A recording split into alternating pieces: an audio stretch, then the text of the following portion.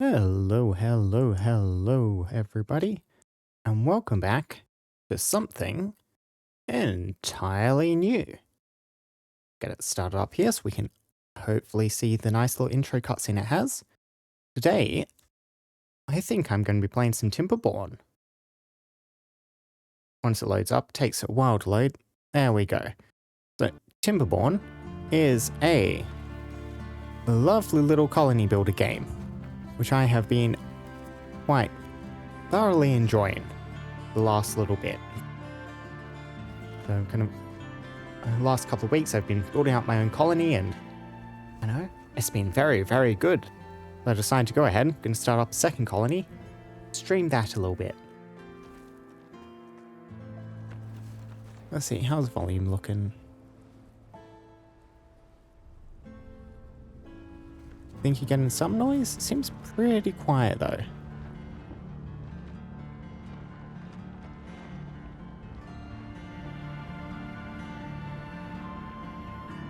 I reckon you're probably going good. Yeah, so, premise of the game, as you can possibly tell, just a little cutscene here. We're playing as beavers, starting off a little colony of beavers in post-apocalyptic wasteland. As a lot of water management is a big part of the game, so managing waterways, maintaining water supplies through droughts, and generally trying to keep the colony healthy and happy, and building lots and lots of dams, because again, beavers, water management. And yeah. And as I've always said, I keep getting distracted just looking at this intro cutscene. You can judge the quality of a strategy game by a good first impression, by whether it's bothered to have a nice intro cutscene. And this game quite definitely has. Greening the world, building up, expanding the colony.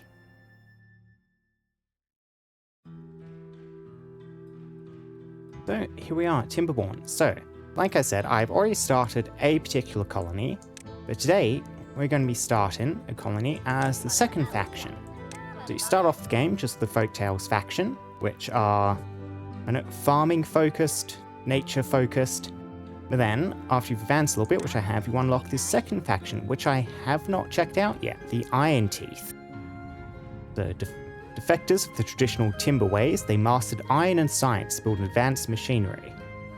They're more of an industrialist-focused, like machines, iron, sort of focus as a faction. I'm quite interested to see what they offer to us. So, I have a bunch of different maps available.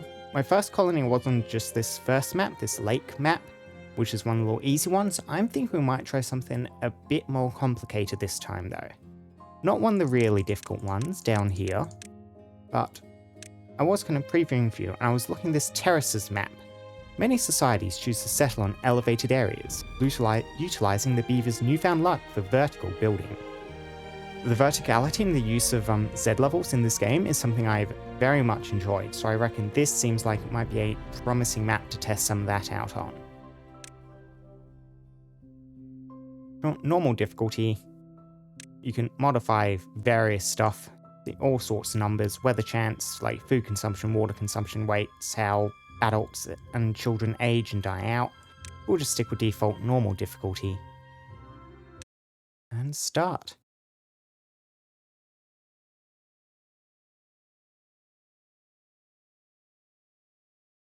We'll see what we're looking at. See if it gives us a tutorial for the new faction. Oh, what do we call the settlement? Now what I like calling the settlements is trying to figure out, like off the surroundings. Because we'll end up with multiple settlements by the end. So at the moment we can just call this one New Home. We might give it a more specific name once we kind of get a bit of a theme for it. Okay. So, we start with just a little district center building here. And a bunch of our beavers. The Ironteeth have these nice grey beavers compared to the brown folktales I've been playing as. Population 9 adults, 4 children. And we've started On top of one of the terraces. Okay. So the map is mostly barren, dead trees, stony soil. But then we have these waterways, and around the waterways you can see the land is green, plants grow and flourish, and we'll need to kind of manage and conserve water and spread it and kind of help irrigate the map and make as much of it habitable as possible. Because the weather starts nice, it will not stay nice. So you want to be secure as you can. This is about as nice as the environment will ever naturally be. We need to work on some artifice to try and make it more useful. Okay, so oriented myself. There was already some unique building stuff here, which we did not have with the other faction, which I'm looking at. Most of it seems pretty similar though. Okay, different housing. Ah yes, this is one of the things I knew. Yeah, so the other faction, the Folktales, they just make more beavers naturally over time. You know, Mummy Beaver and a Daddy Beaver love each other very much and all that. This faction of the Ironteeth uses breeding pods. Yes, you supply a breeding pod with water and berries. On advanced one, extract and berries, and that creates new beavers for you. Okay. Yeah, water pumps. Okay, different bad water management. That's late game stuff though. Different food things, all that. We'll have to look at food management later once we've got basic essentials sorted out. We can just forage berries for the moment. Metalworking, power, different power generation too.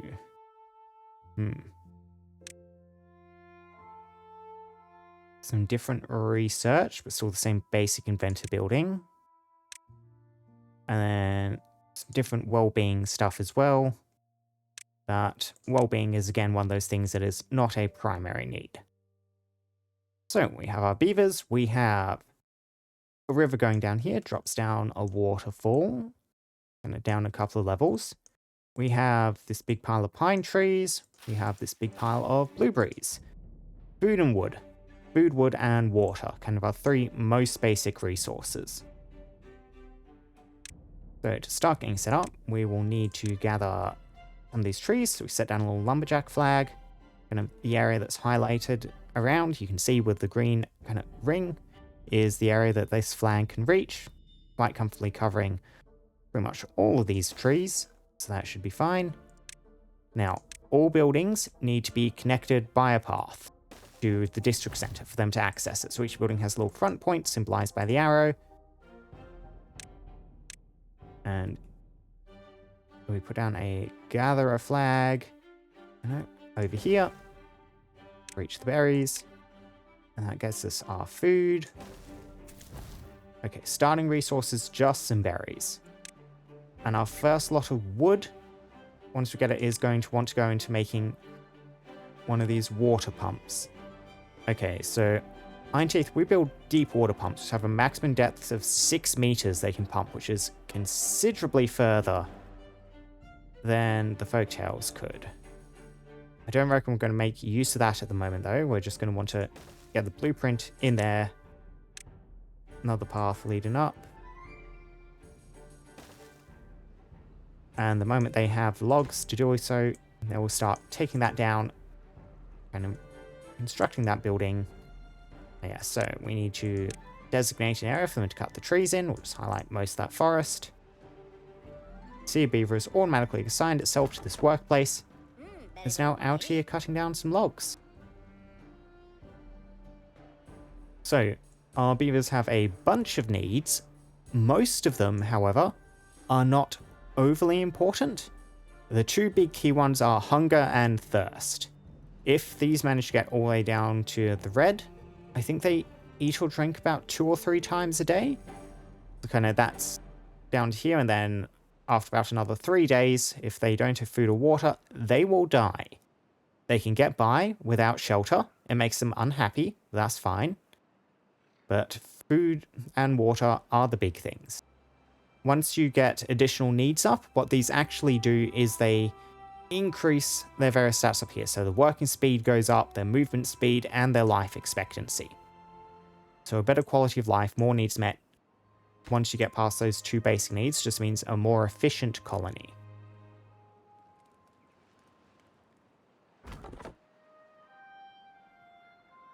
Okay, so now we do have a limited stock of trees and no immediate easy way to get down off this terrace because most things start locked. We need to unlock them with research.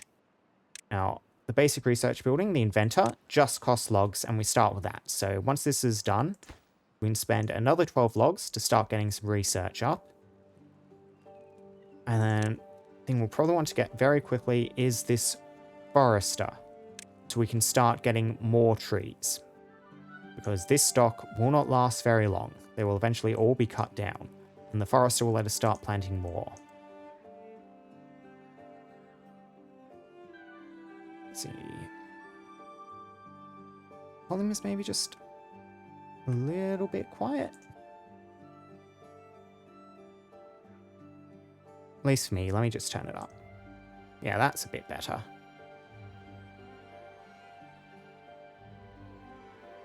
So you can see beavers starting to gather berries.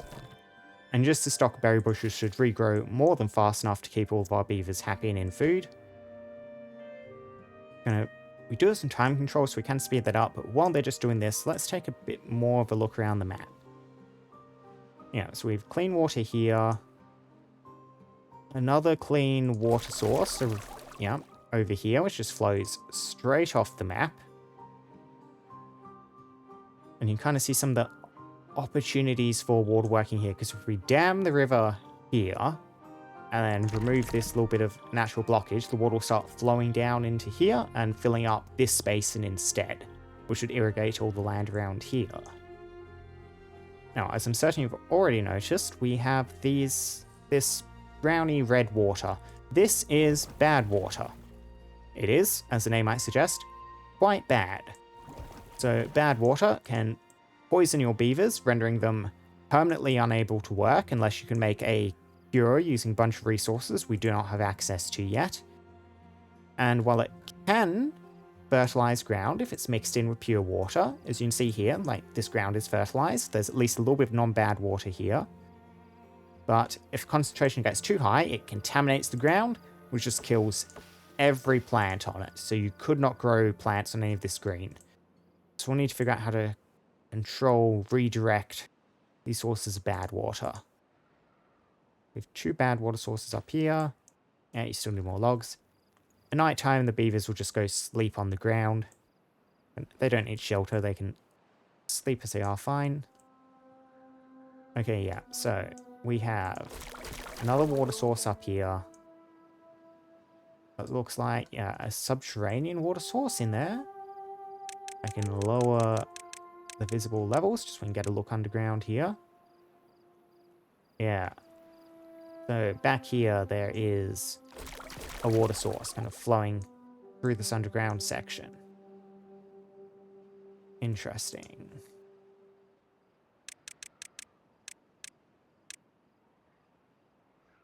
Then a bad water source up here.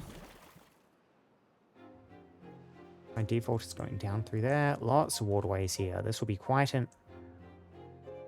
Yeah, all these channels leading everywhere. You could do some really interesting hydro engineering between all these terraces. Another river source up in there, underground a bit.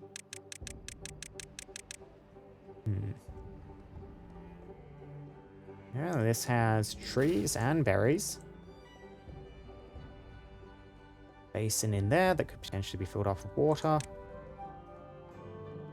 Okay. First step, though, is just selling this terrace and finding a way to get down off it so we can start expanding to other places. Because beavers cannot climb vertical cliffs. We need to find a way to bridge down.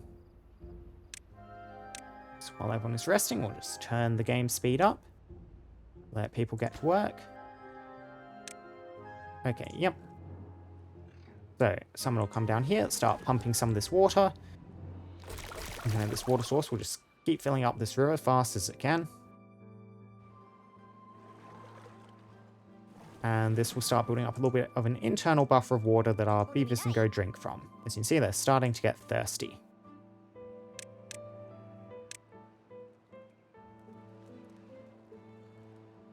So let's just get an inventor down. That can be where our next lot of logs go. Do I want to get a second woodcutter post in just to make things go a bit faster? I reckon I might. These don't cost anything to build, so...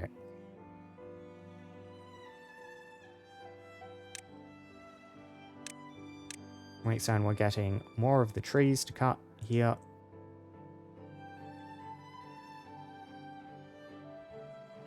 Now, if we do leave some adult trees, they will naturally reseed around themselves, but I reckon we just want to grab the forest as quickly as we can rather than rely on natural growth to make up for our logging operations. This forest will be much, much more efficient at that. Now, storage stuff, getting another tank of water to store some additional water out of this pump would be a good idea. But before that, we will need the forester.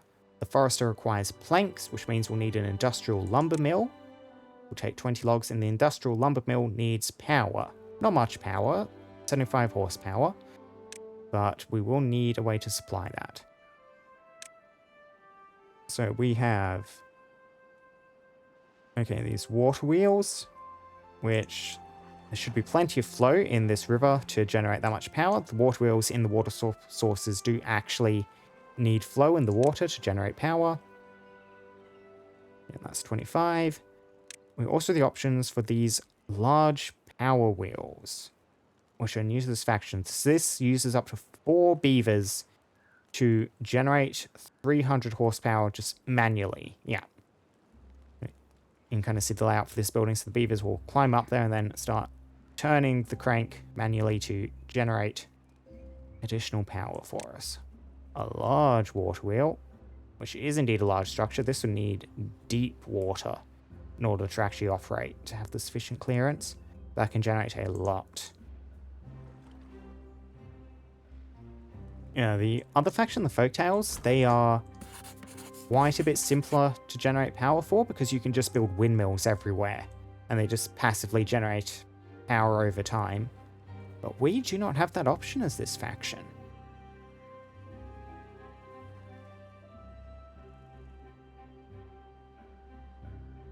Look at the beavers go scurrying around.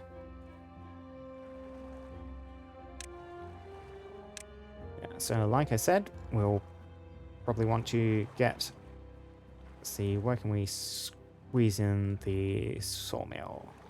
Around here seems like a pretty good spot.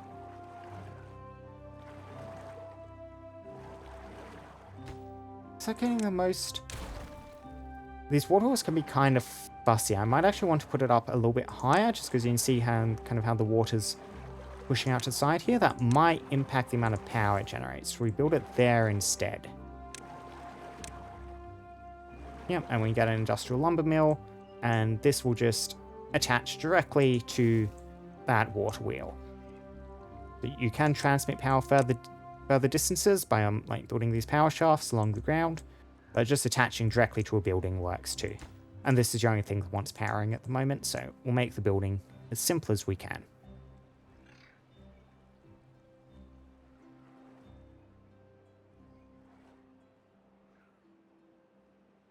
Now, we will need to start thinking about how to keep up our numbers. So this breeding pod, we'll want one of these before too long probably, so it just takes water and berries. Yeah.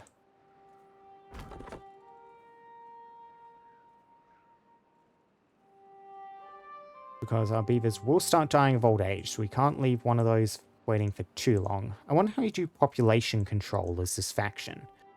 Because the Folktales just automatically fill up their population, like, to the amount of shelter they have. If they have 5 spare housing slots, eventually they'll drop to 0 and you'll have 5 new baby beavers.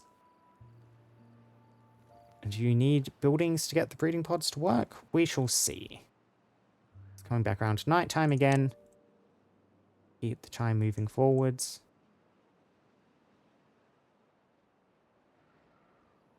So how are we going to manage this? So you can see here, this is a bit of a natural basin. We could fill this up by water if we just close off here and here.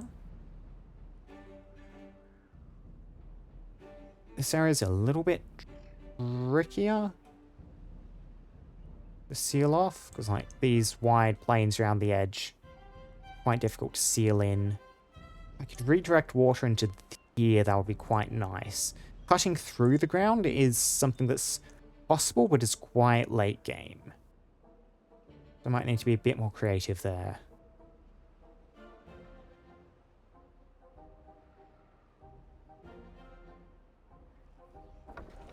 So that water wheel is in position, building the lumber mill.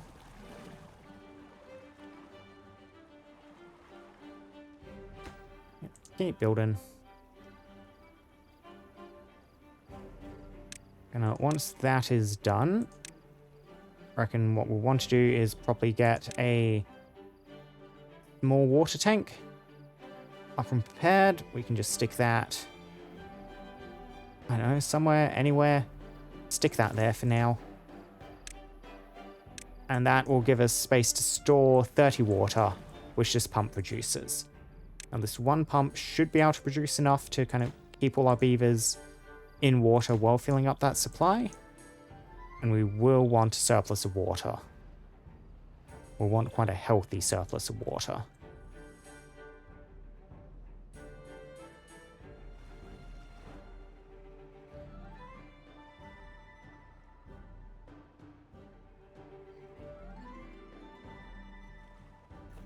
You can see industrial lumber mill. Couple of beavers working here. Okay. And I'll start drawing through the planks. Well, the logs to make planks. This will divert some of our woodcutter's produce, but this place can only store up to 13 planks, so we've nowhere else to store them, so they'll just produce up to that amount and then stop working. Yep, so you can see the small tank is filling up with water now. 7 out of 30.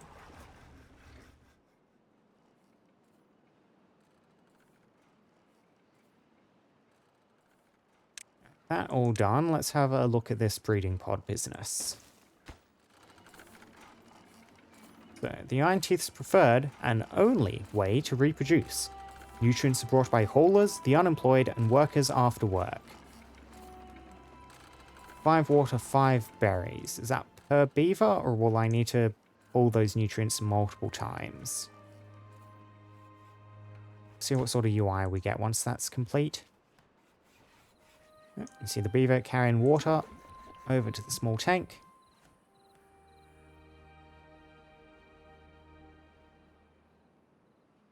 Now, the weather is currently nice. It will continue to be nice for a little bit, but eventually we'll get one of 2 types of bad weather. We have droughts, where just all water sources just stop flowing. This will all turn barren. A water wheel will stop working. We'll need to rely on our reserves, keep our beavers supplied with water. And possibly slightly more troublesome is the other type of bad weather you can get is a bad tide. A bad tide means that all pure water sources start producing bad water instead.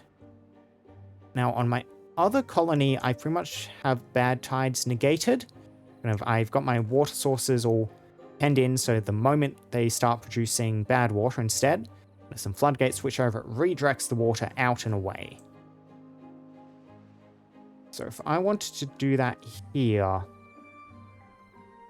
that would be possible. I need to kind of enclose this top section, because kind of the way the water is going to want to flow, if we try and back it up and redirect it somewhere else, is out into our town anyway, because we have this ridge here, which is not ideal. So we'll need to artificially build up the terrain around here so this becomes the new lowest point.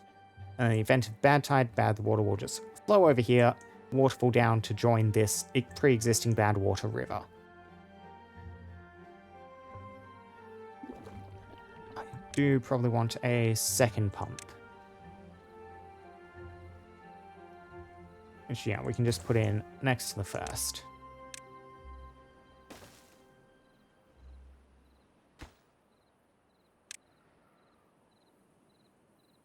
Our beavers are steadily growing up. We're down to only 2 children now.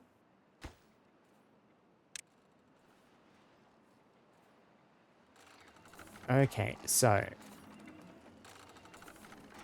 it looks like, yeah, so it looks like it's going to be 5 water, 5 berries for a complete new kit, but they put them in sets of 2. Right. Hopefully they'll just start ticking along. It'll be just a bit of trial and error, I guess, trying to figure out the right balancing for all this stuff. Now, we can afford the Forester, which is lovely. We're going to get that ready and in position immediately. How do I want to build you? I do kind of want to get up top as well if I can.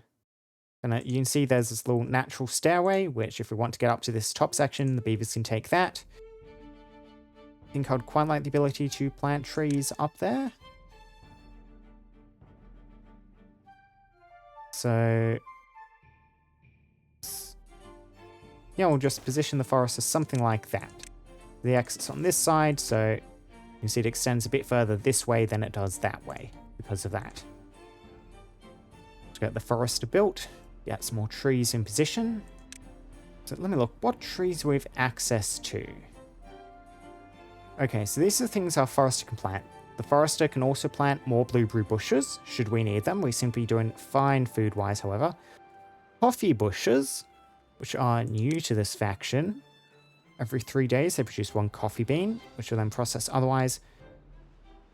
Yeah, so we can also plant mangroves, which are an aquatic tree that produces fruit. So that's a food thing, with 3 options for wood trees. Birch trees take 7 days to grow, give 1 log. Pine trees take 12 days, give 2 logs, which as you can see is more efficient. Or oaks, 30 days for 8 logs. Takes a while, but is the most efficient.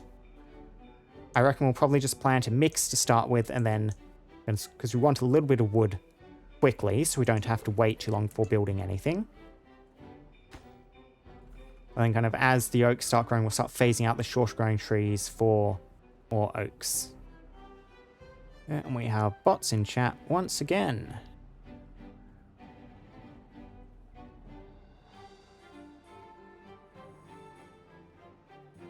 There we go.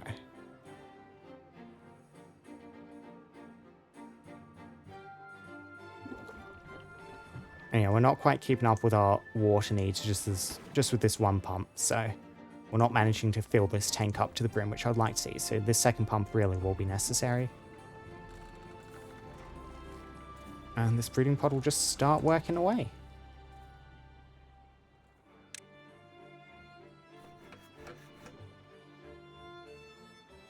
Now, if I do need more workers, I could just decrease the amount of workers in this lumber mill to just 1, because we are producing far more planks than we really need. But we still have 3 unemployed beavers at the moment, so I'll just hold on to that option in my back pocket.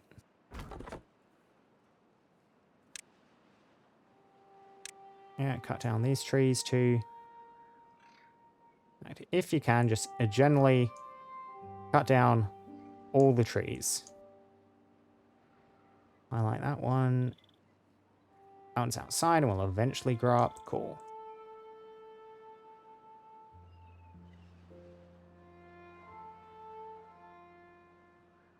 So, for getting down off this terrace of various structures, the simplest way is going to be some stairs, which are just artificial equivalents of this natural slope. They go straight forward and down or up 1 level.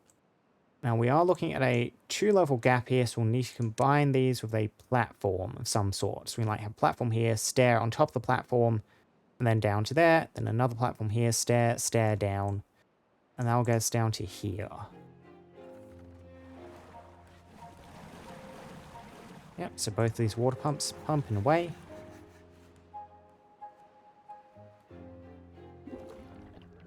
And that should finally manage to start get us an excess water.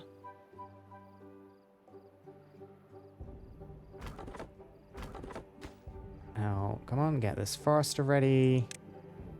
Let's start planning out what we want to plant. So I'm thinking, we'll leave a little bit of space here for us to build in. We'll order some birch trees planted. Some pine trees planted. And a few oak trees planted.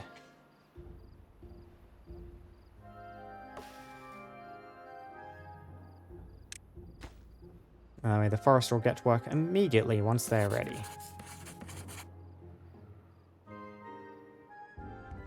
Everyone wakes up, gets to work.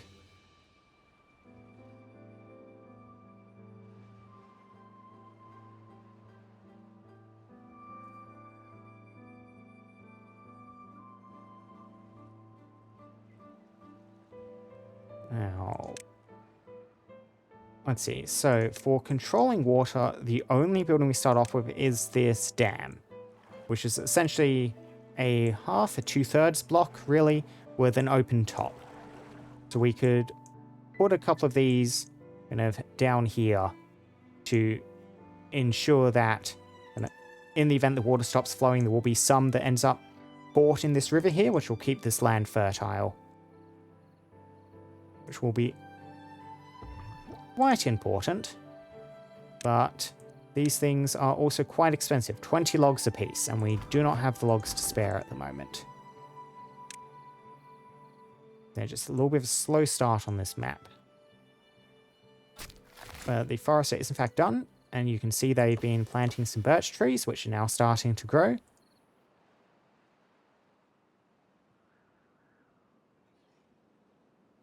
Plant a few oak trees as well, which is lovely.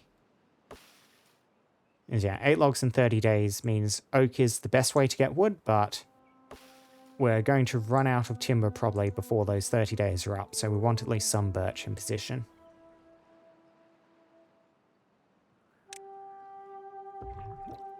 Now, this is going a little bit slowly. The folktales can reproduce really fast. Like, normally it's only a couple of days and they're already like a couple of days to fill up an entire house worth of kits. But this is taking multiple days. We probably want to get a second breeding pod in position. Now, I don't think these are too much of a demand on our food and water supplies. See the beaver inside? I think you can. Yes, you can. Look. Tiny beaver. It's growing. But we do probably want to look at what our food things are. We have a farmhouse which can grow kohlrabies? Kohlrabies? Not actually a word. I'm saying how to pronounce. Cassava, soybeans, canola, corn, eggplants. And this fermenter can...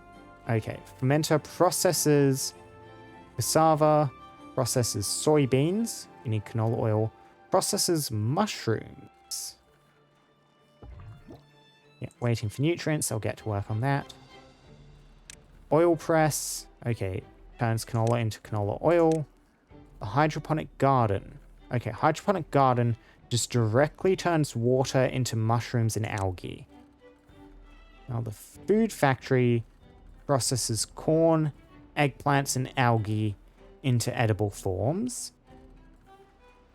The coffee brewery takes coffee, combines with water, a little bit of logs for fuel. A lot of industrial buildings would take a small supply of logs to represent the fuel cost in order to make coffee. Look at your needs.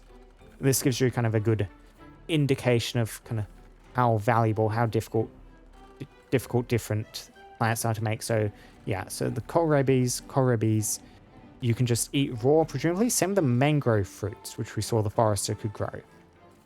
And then we have various processed food, and then coffee gives a +3 bonus. That's the most valuable thing for you.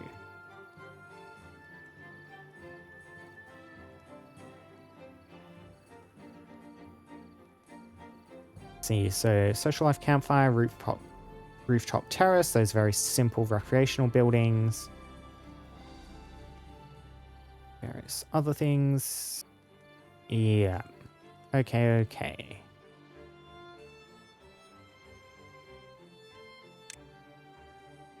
So how's the supply of logs going? Pretty good, we're filling up. What do I want to start work on next? While this forest is at work, what are we looking at for buildings? We have different housing buildings in the other faction. We have these barracks, a barrack and a large barracks. Sleeps 10 inhabitants, sleeps 16 inhabitants. Again, you're shaped like that. Okay, okay. A couple levels tall. Draw on the bottom. Large barracks, same deal, but you're 3x3. Yeah, so large barrack is slightly more space efficient than the barrack, but only slightly. We also have these, okay, row houses, which are just even more space efficient actually than the barracks. Yeah, these row houses seem pretty good. Like half the residents at half the cost, but 1/3 of the space. And large row house is just taller. Interesting. Then when we start off with unlocked as this barrack, that takes a full 40 logs, which is a lot of logs though at this point. And much more expensive than the shelters the other faction gets. They were looking like 3 or 6 logs for a basic shelter. Definitely not 40.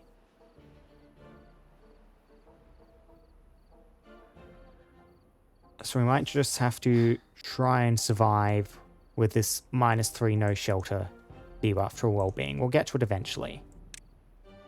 I do think what we can do is we can get that dam I mentioned in position. Just wondering where to put this, because I might want to do some more water engineering right at the edge. I mean, I guess we can just stick these right at the edge now. If I want to tear these out and do something later, that's not too much of an investment long term. So this area, if we click on the district center, shows how far builders can operate from. This is the building that employs builders. We can extend this range using paths. So if we just extend the path down here, the green color means it still reckons it's pretty close to the district center. And now you can see we build all the way down to here. And you might have noticed I placed paths on top of these damn buildings. A lot of flat roof buildings in this game. So not stuff like the Forester or the Inventor, but stuff like these houses we were looking at, and have other structures built on top of them. You can make some very interesting vertical colonies that way. Yep, so 2 breeding pods working. How long will you expect to live? Yeah, I'm a bit worried about the rate we're going to be replacing dying beavers. Now, builders getting to work, hauling down the materials, and then one kind of putting those 4 logs they managed to carry in. So I'll take them a little bit. Forester will just keep digging away.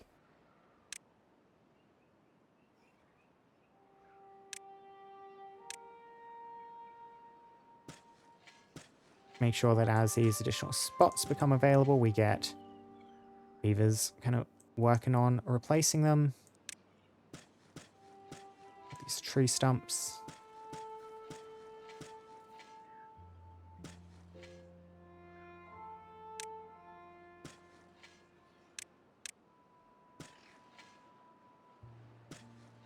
Fill these all in manually. Lovely. Now, the other thing worth noting about the different tree types is, okay, so we have these mangroves which every 10 days grow 4 fruit, which we can just eat raw. And it looks like this is the only way we have of using water spaces. The other faction has several crops that can be grown in water, but we just have mangroves. Mangroves are pretty efficient timber-wise too, more so than pine trees, which is worth noting. Now, the other tree we have, pine trees every 7 days, they grow some resin. You can see some of these pine trees have these little yellow beads growing on them. That means they've grown their resin. Resin is useful for industrial purposes later in the game. So we never want to fully transition over to oak trees. We will want at least some pine trees on land here and there.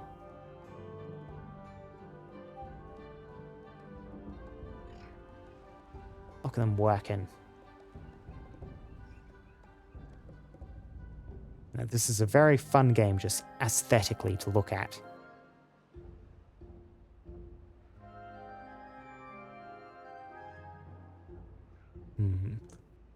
So we will have the opportunity to build additional districts aside from this one, because you can kind of see we have this one central district hub which all the district operates out of, which is how far our builders can reach. And eventually, just external paths won't cut it anymore, so we need to start earmarking other potential locations. Near water sources is generally a good idea. So like over here would be a prime one. We can kind of barricade up this river to get a bit of a natural dam in place, to get some water reserves. Then we have natural occurring wood, some natural stairs to get down to the berries. That's all good. We also have this location, which is quite promising. We could do some fun stuff, maybe with this little underground section. Turn this underground river, like dam it up and turn it into a big subterranean reservoir. With oak trees, we have blueberries. Quite close to this bad water. But hopefully we'll survive. How do you divert bad water away from here? Unclear. That would be a bit troublesome. You might need to do something tricky with like an above ground aqueduct. You could maybe divert across from the top over here. Then ideally you'd like to irrigate this with some fresh water, rather than use that as a bad water drain.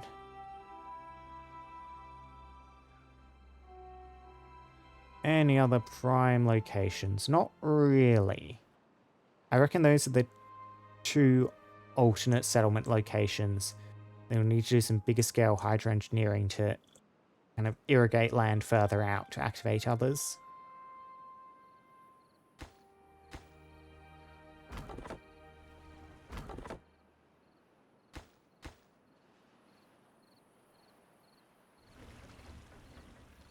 Now, we are still not stockpiling that much water, even with 2 water pumps.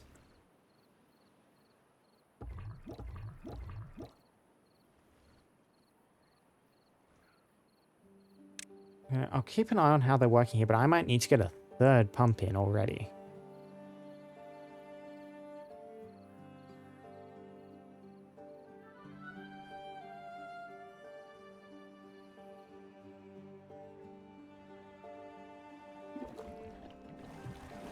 Maybe not. These have quite a large internal reservoir, so I think it's just because the beavers are all preferentially drinking from this tank. So, yeah, builders have got one of the dams in. While we have a couple of idle workers, I can set them both to also be builders. Make that go a bit faster.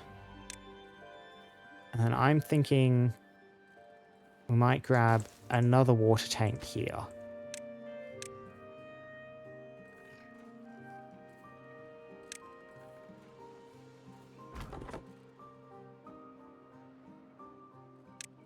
Now it might be time to start thinking about getting some alternate foodstuffs in. Yeah, just a farmhouse here, and then you can only plant crops and trees on irrigated land. If it ever stops being irrigated, it'll start dying and you'll end up with dead trees and crops, which are not useful for your purposes.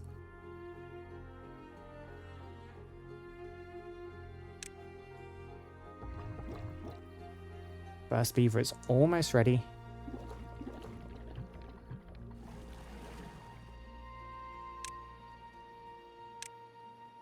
See, yeah, we'll just get a farmhouse in position. Just, I don't know where to stick it there. Gonna see what our crops end up looking like.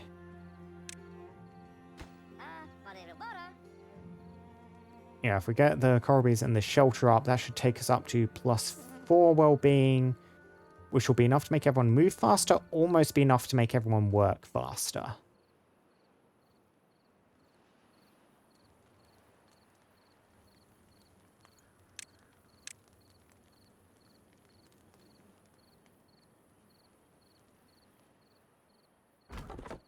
Now we'll just let our woodcutters do their thing.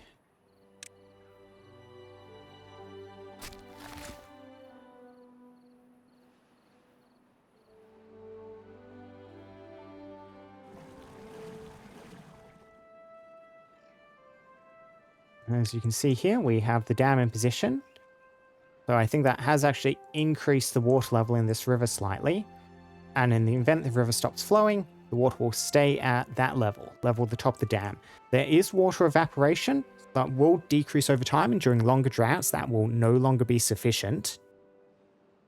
But it should keep us safe for this first little bit of the game. See, we're now harvesting some of the pines from up the top of the plateau. Forester planting new trees.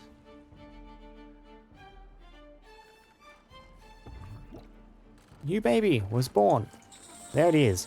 Ozo bull, age 0.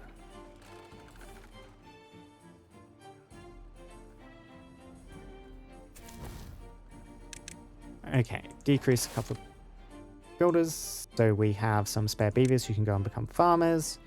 So planting crops. So the coral bee is the one we can eat without processing. That's good. So coral bee every 3 days gives 2. Get some planted and we'll have a look at our other crops.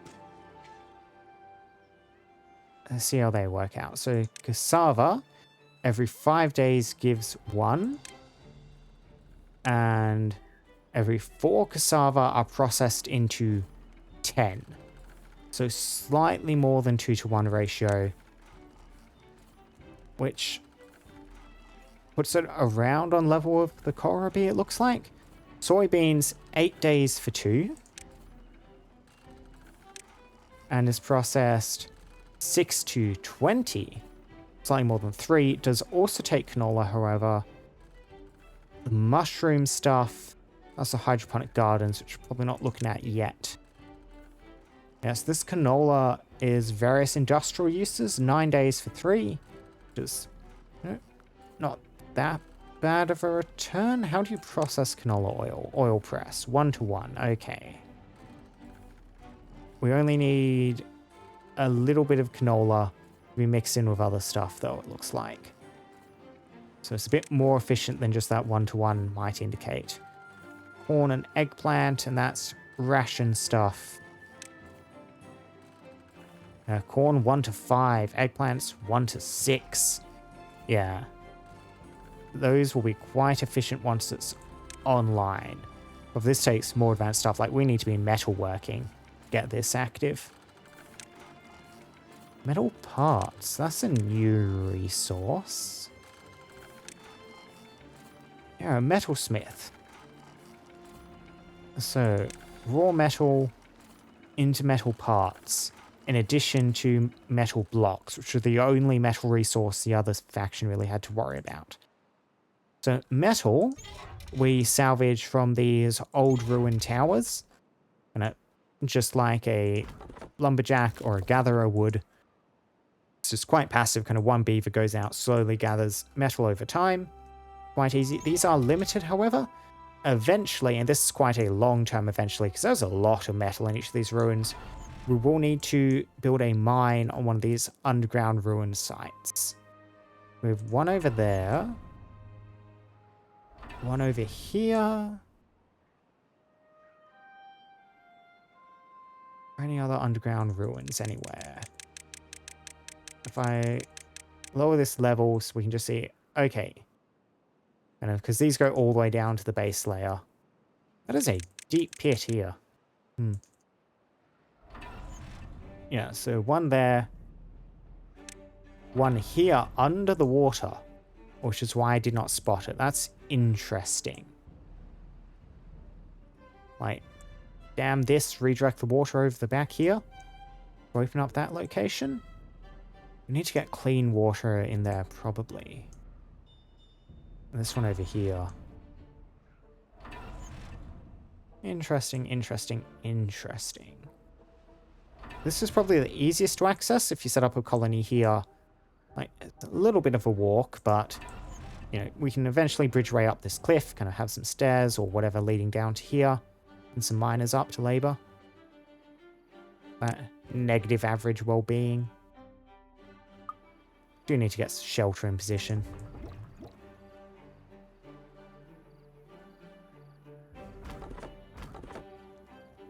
We are running low on logs, however, and our shelters are hideously expensive. As you see, the farmers have gotten some of these crops in position. Tastes like paper, crunches like driftwood. And they seem to have planted all of that pretty happily.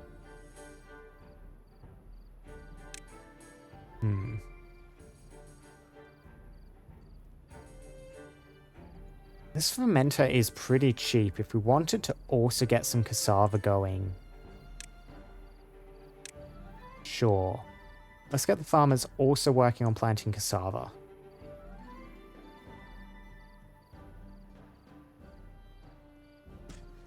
I'll just expand the field back a little bit.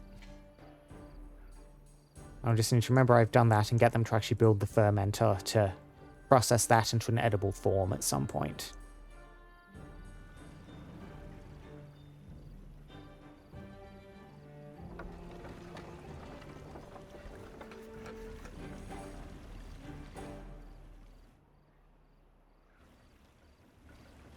Yes, this water wheel is currently producing a steady 67 horsepower. This lumber mill takes up 75. It will function but at a lowered efficiency. If I do want to add the fermenter onto here, that's another 50 horsepower. I'm going to need to stick some more water wheels along here.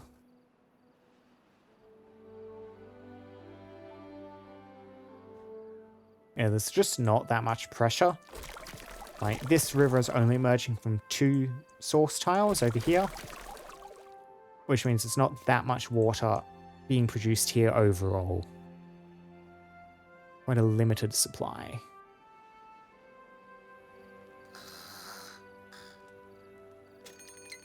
So, you can see, drought approaching. In 3 days, all the water sources will stop producing. Now, hopefully just these couple of dams will be enough to keep us safe for this first drought.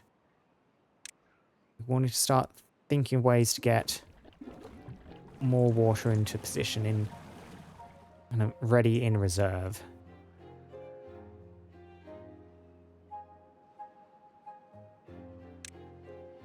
If we fill this up with water, could we get a pump from up the top? I don't think so. We'll need to like get some platforms extended out so we can build this pump above, because otherwise we have beavers having to climb down, pump, and then carry the water back up to the town, which is markedly less efficient.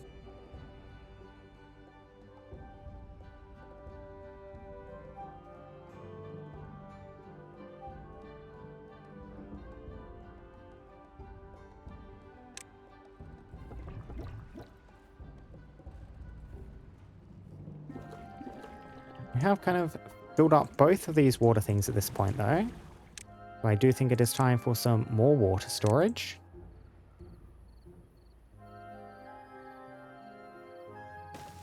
Sure, we'll just keep you all in a row here.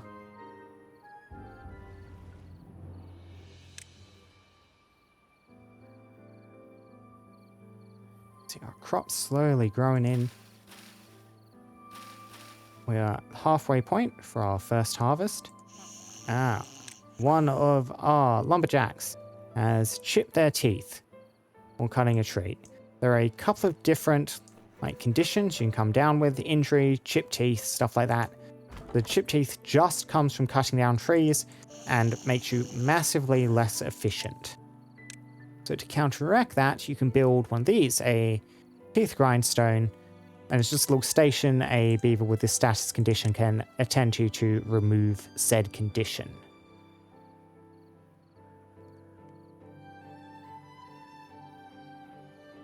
I mean, what do we want to slap this? Just, if you can build a grindstone, build it there. This is a different grindstone design to what the other faction had. Yeah, the other faction's grindstone was more like the one on this icon here, like a traditional vertical one, but this is a horizontal grindstone design.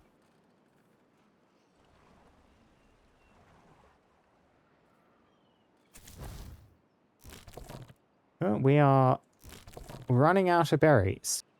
Good thing I got these crops in position when I did. We have a handful of berries coming in, but we will need more food, so luckily these are growing. I don't reckon anyone will starve by the time this is done. See the beaver sharpening their teeth. And you can see the status effect decreasing. There we go. They're much happier now. And the birch is almost done growing.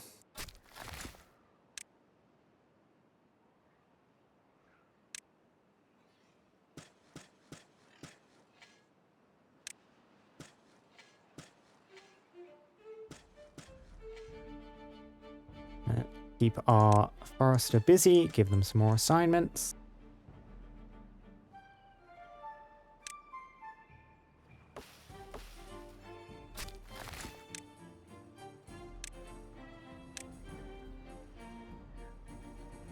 And since we have these 3 one-tile buildings here, we're unlikely to build anything behind them. I mean, 4 one-tile buildings, and even. So we can just get some more birch trees there.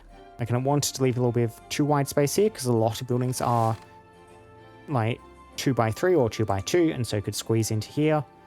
But with these 1x1s in here, we can just expand our planting area up behind them.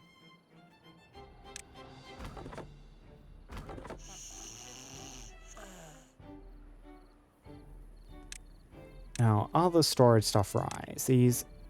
Oh! These are different.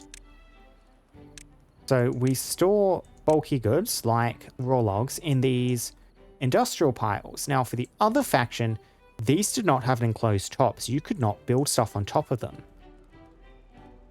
This is quite different. We can build stuff on top of these piles. Interesting.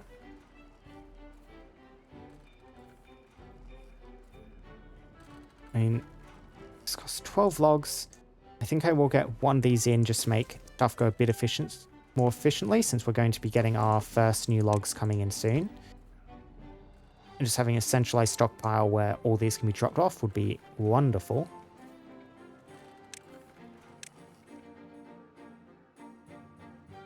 Yeah, we can build stuff on top of that, which is quite nice.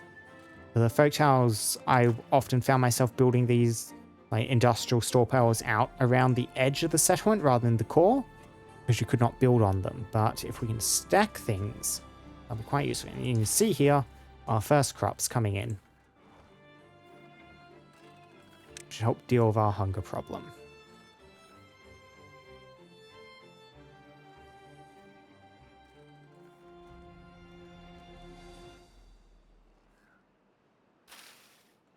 Yeah, and we'll always need at least some berries with this faction because our breeding pods use berries. Whereas with the other faction, you could eventually just tear out all your berry bushes and never need to use them eventually.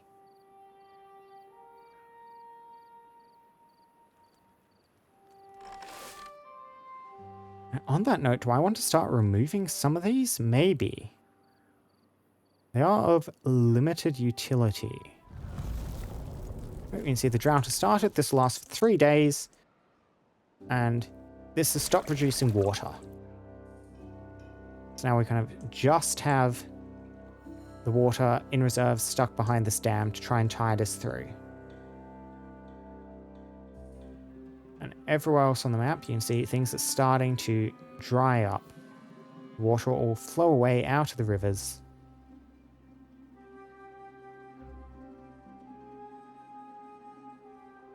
There's so much bad water on this map everywhere.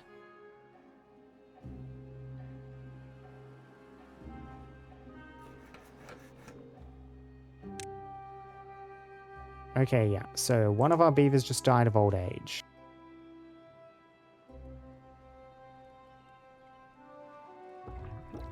Hopefully we're at replacement with just these 2 pods.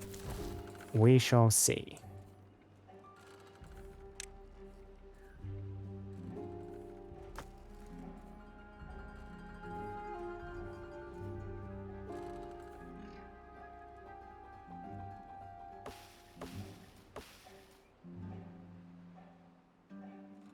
I reckon we'll probably want a second farmhouse in position just to process crops faster.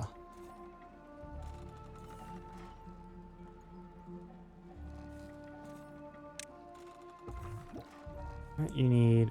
yes. Because we're out of berries, so we cannot now continue with that. Ooh. Now, I'm not too certain how beavers select what foods they eat. Hopefully, as I offer them more food options, they'll be less and less likely to try and eat the berry supply. Because we will need quite a lot of berries to keep these things going.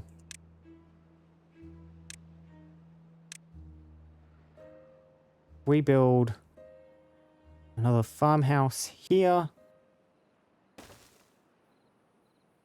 I'll guess a couple more beavers working away, harvesting crops.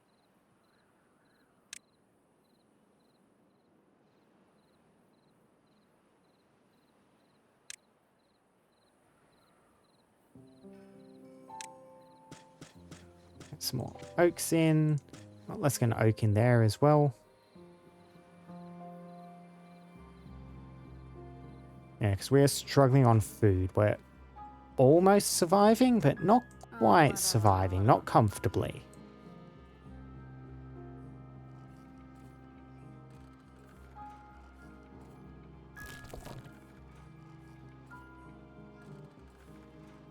Yeah, so you can see I'm pretty sure the berries are just being eaten by beavers rather than hauled back to the pods.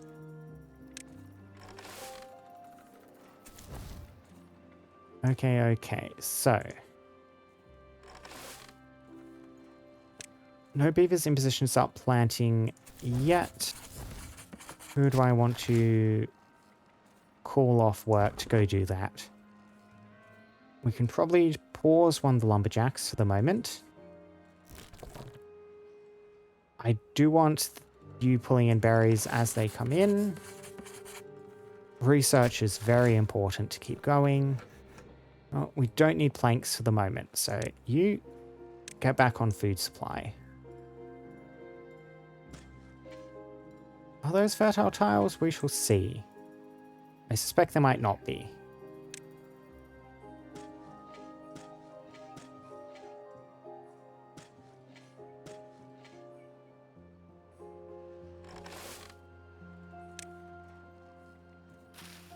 No, that counts as watered, even in the corner there. That is nice. I probably want you prioritize on harvesting, if you can.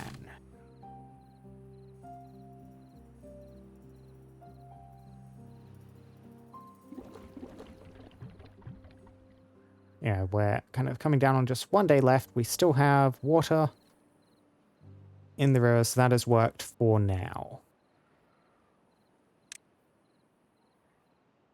Hello, Isu. Welcome in, raiders. I'm just trying out some Timberborn, playing on the Ironteeth faction for the first time. How are you doing? What were you doing over on your end? Beans, there's nothing to do but destroy the ship and all go. beans. There's nothing to do but Destroy the ship Yep, and all Terrace's go down map. again. But I like the vertical building. We're just seeing how it goes. It does give us a bit of a slow start, though. And I think we're managing to kind of come steady on wood income and food income and all that. Abusing beavers, of course.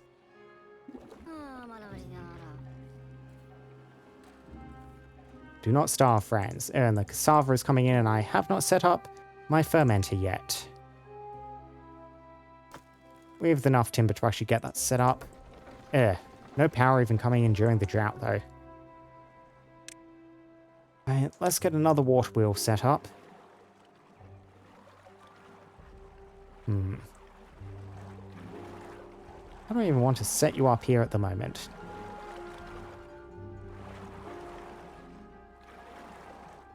I think the map's looking quite interesting. It's going to be just see how it develops out over time, though. There is a lot of bad water in a lot of places that's going to need redirecting in ways I'm not quite certain how I'm going to manage at this point.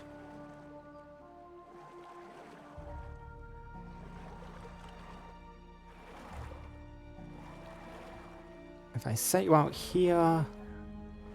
yeah, this is just a bit ugly getting this water wheel in position.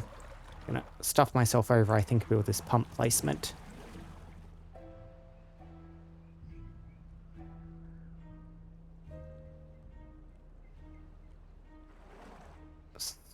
So, yeah, if I might just get a second water wheel down here for the moment. Second system set up. Yeah, sure. You in position. Fermenter just built directly onto that. We can sort out a better power system once I have more beavers and logs to actually go around.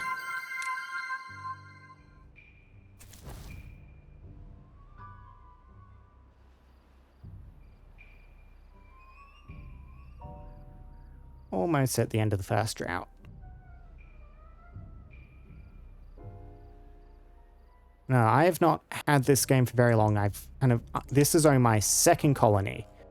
My first colony of Folktales was just on the very first, the Lakes map, and they're quite settled in at this point, so I was curious to see how I'd go approaching one of the marginally more complex ones.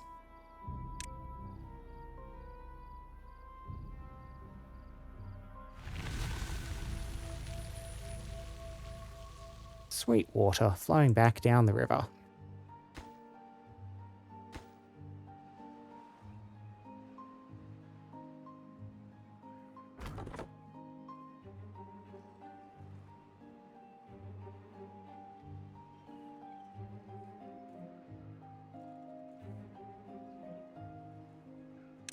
When you say a few hours playing it, how many few hours are we talking there, Isu? Why are you flooding on me, river? Stay in your channel.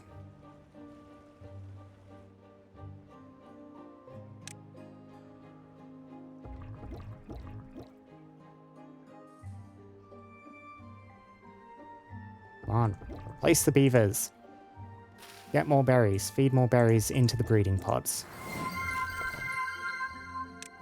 I think I might need another breeding pod. Get up to 3. Oh, thank you very much for the follow, by the way. Guys, I need to get better at noticing the things. No, Isu, reverse the sands. I appreciate it. I'll just get another breeding pod in there. Stick a pine tree behind that one. Mix things up. Almost got the fermenter up and running. And yeah, thank you very much for the follow.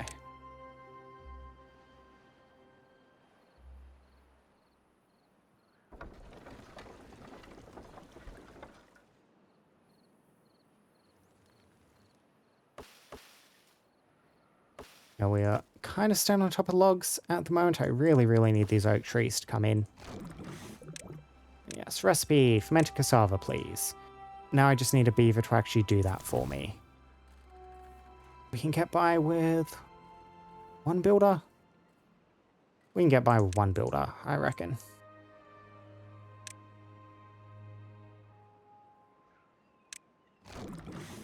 And that should be our food problem sorted out the next little bit. And hopefully that'll be enough to actually get our berries directed where we want them to go. Talking about that though, we probably want to get some berry storage up and about. Medium warehouse, probably not overkill considering the amount of these things we're going to need.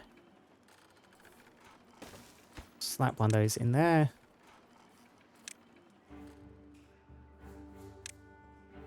Because yeah, I'd really like to avoid situations where these breeding pods ever go down.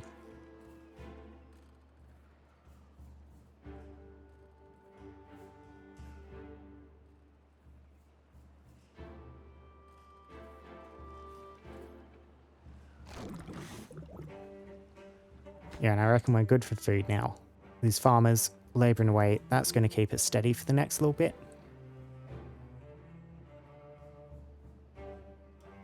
So, water preservation, dealing with bad tides. Would you look at that? Our well-being is actually positive. We're now getting some benefits from it. 5% movement speed. Oh, joy. Yeah, so I reckon the simplest thing to do here is levee, like build up here, and then floodgate over on this side to help during bad tides just redirect the water down to join this channel. And that will keep this top settlement safe from bad tides at least. Now, in order to achieve that, we are looking at getting the levee, which we can afford, and that's very important, so happy spending some of that. Need a floodgate too, 150 science. Quite short on beaver power at the moment. So I'm reluctant to build a second inventor.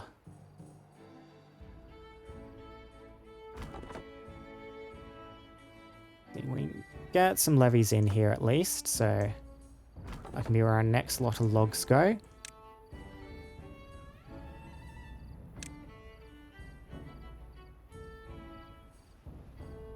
Yeah, I reckon build diagonal. I'm probably not going to be walking across these, so that should be fine.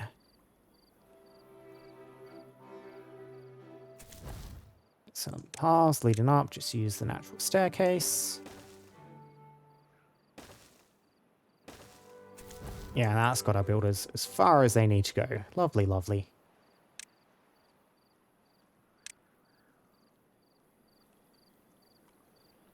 Let's just grab here and here. Oh, if we just build like this, we can keep a vaguely straight path, so it'll be easy to build across if I decide I do want to do that. And then floodgates. Yeah, here, and then we'll need to build up another level here. We'll eventually need to enclose this area to get rid of these trees.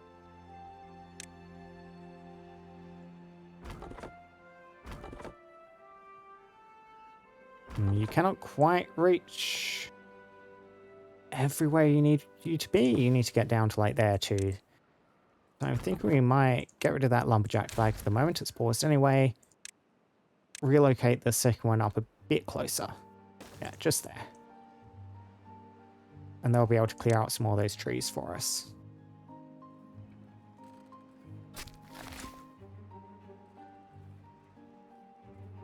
The forest is not doing too much work, but there are enough trees getting chopped down. They probably want to be keeping them working.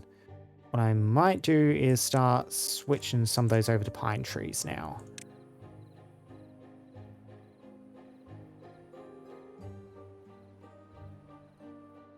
Yeah, you head to bed. You look after yourself. Do post-raid stuff.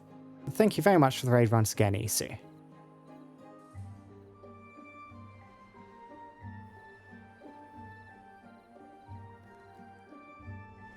It's fun looking at the Ironteeth buildings. They have quite a different color palette, all this orange and blue.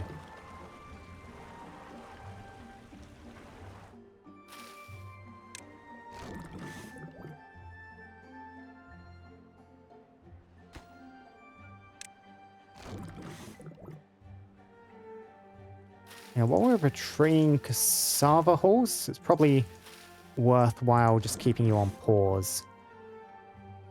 Let's have some more personnel up around doing stuff. I reckon we might think about that. At the moment, we did have one spare beaver, so I'll just hold that at the back of my mind as an option. Oh, different colored levees too. And yeah, it's not as obvious on the dams, but they did have the blue top, so that is a very obvious structure. Bright blue dams will be quite an interesting appearance. That'll be fun.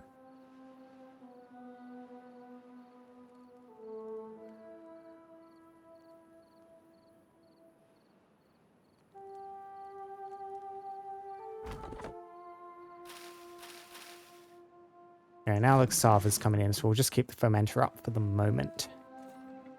There we go, and a stash of berries building up. Hopefully means these breeding pods will never go off. I love this detail, how in the storage buildings you can physically see the goods being stored there. Little boxes of blueberries. If they had any spare logs, you're able to see those logs piling up in the spare industrial pile too.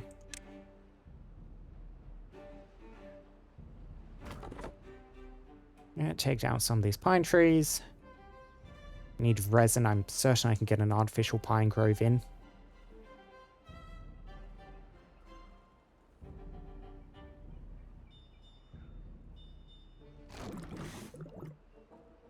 See this thing chugging away, making the fermented cassava.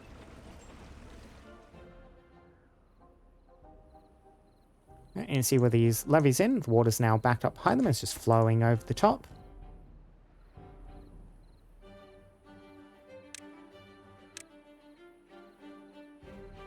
So, single floodgate, 150. No, I thought that was 100. It is not. Each of these is 10 and 5.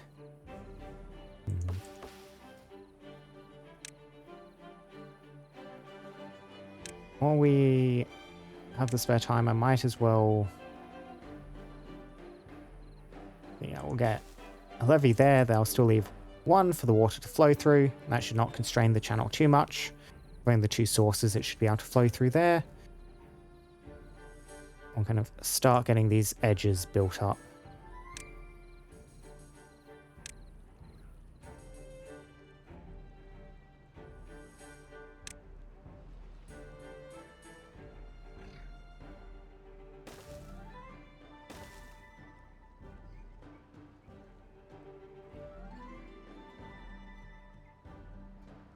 One there, one there.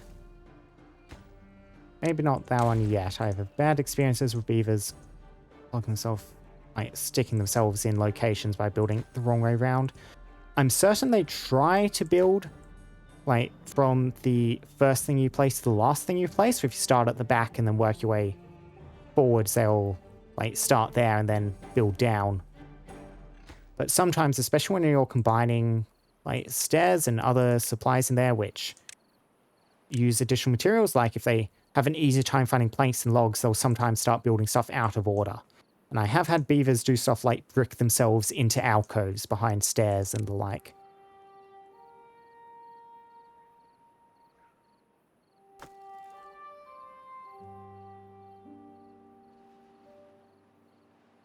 Soon I might even be able to afford shelter for these poor little beavers. And they can stop sleeping on the ground. Suffering a -3 penalty.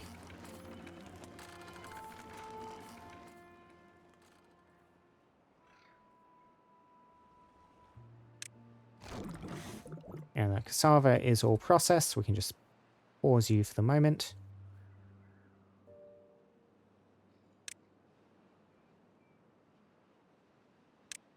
As these birch trees come in, I reckon we can switch some of these to oak, some of these to pine, the extra efficiency.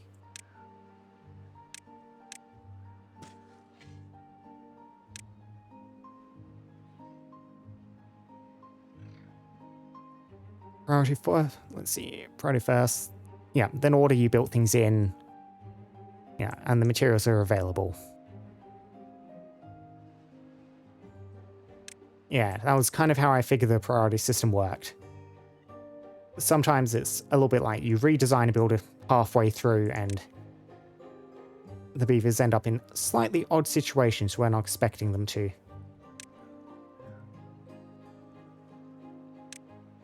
So, floodgate here.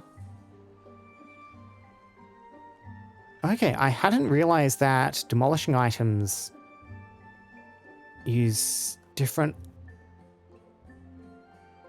You know what? I think I actually had noticed that, but hadn't made that connection, because there have been previous times when, like, okay, I need to cut a swathe through a drowned forest to get a levee in there.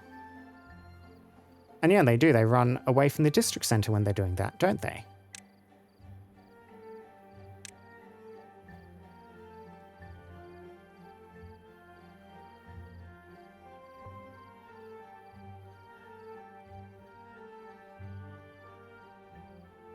$150 science. Soon. Soon we shall have enough to get those floodgates in.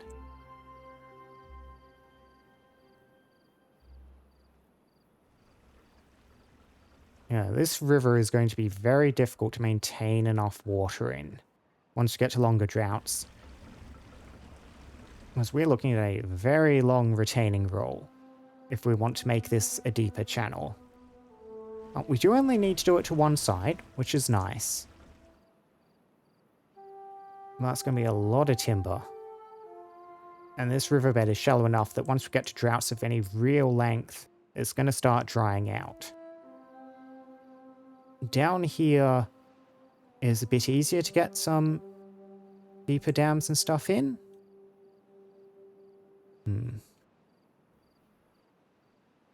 Relocating a district to lower ground would be very awkward, however.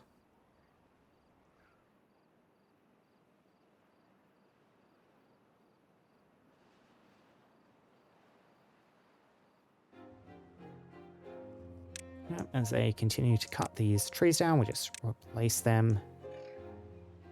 Fine.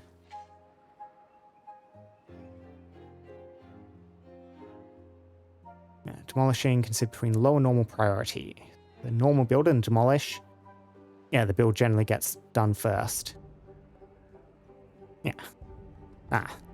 Thanks for general advice and information. This game is very interesting to talk about with someone who knows it. No. You go, you be well, Isu. You do post-stream stuff. Get some rest, get some relaxation.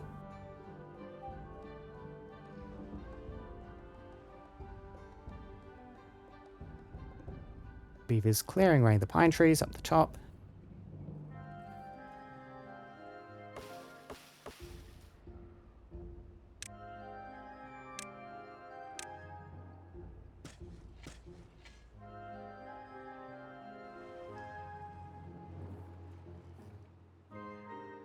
See, what is our current place that is not being worked, that is not paused? Everything seems to be full? Ah, no, there we are. Okay, we're down a farmer. Not great. We do seem to be keeping up replacement with the 3 breeding pods, however.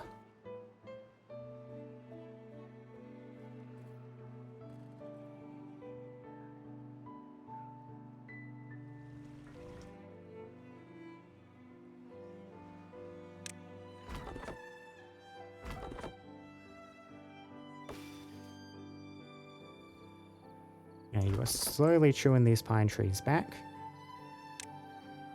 Yeah, I don't think I've ever had a reason to try, but can you prioritize timber cutting assignments? I don't think so. It might just be a situation where you just want to say explicitly, hey, do these ones first.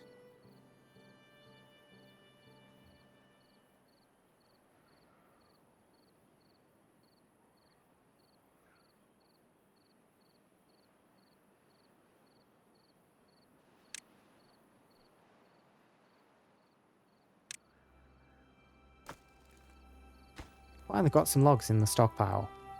Look at that. All 14 of them shoved in there. We only need a whopping 40 to get shelter.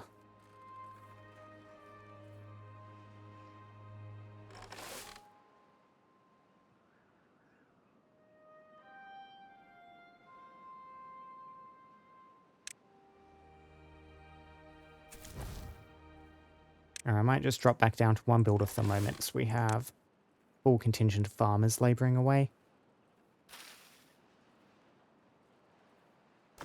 Yeah, and I reckon shelter is what we go for first, and then after that, probably some more crop storage. Because we are well and truly kind of running into the amount of these things we can store in our farmhouses. They each have an internal reservoir of 50 and hold 100, which is not bad by any means, but I would like to get that reserve up, just in case the worst happens. We have enough for the floodgates. Research rise. Wonderful, wonderful. Get the floodgate. So these floodgates function similarly to dams, but you can adjust the exact height they are open to. So, for example, kind of by default, that's the same with the dam, but you can raise them all the way up, so they're equivalent of levee, or drop them right down, so they're the equivalent of an open block.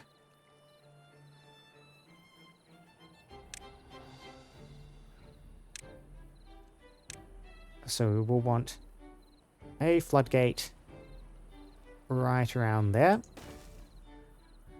And that will be the release for the bad water.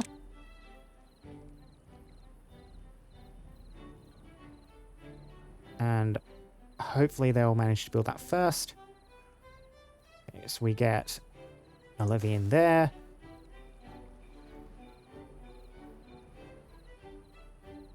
Got a levee in there as well. And here.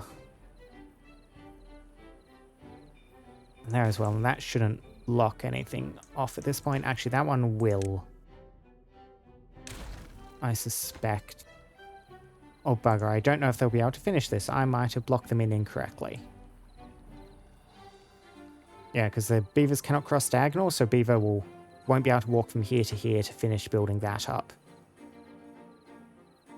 Deeply unfortunate. Oh, well, a little bit more finagling when it comes to finishing this off. This just requires a few more resources spent. Not much, though. Just some extra planks. So sure, we'll get another levee built up there. Spare beaver. Sava's just about done, so we'll just leave the one builder here, unpause this building.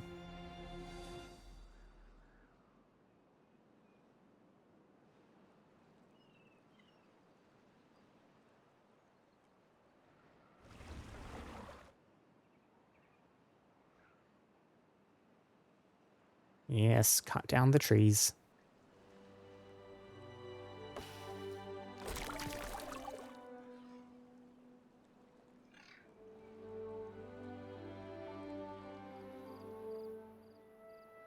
It's just rolling by. We're probably coming up to near the end of the second cycle now. We'll see how the drought has expanded.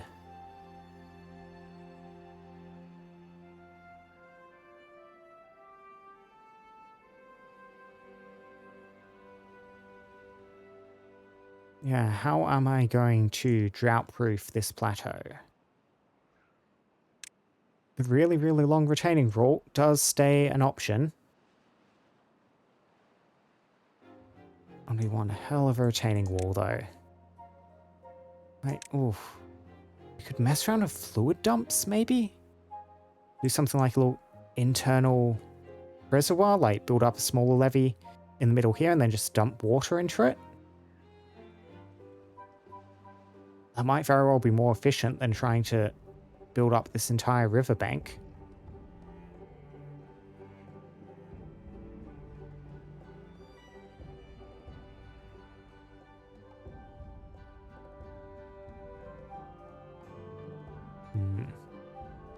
That matter, getting an entire second district set up and just transferring most of our beavers over there could also be possibly an option.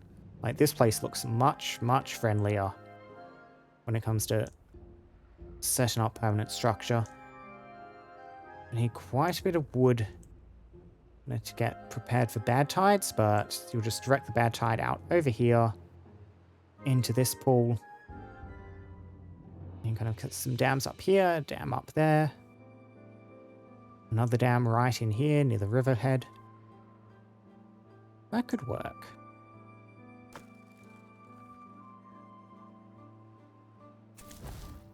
Spare beaver, farmer worker, builder.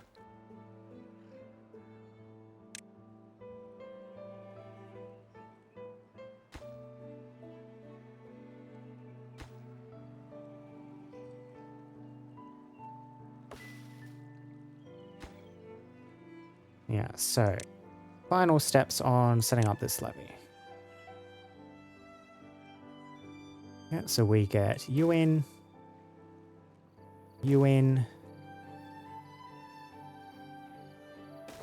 wait for the lumberjack to bring down that final tree, which you do actually need to be told to do.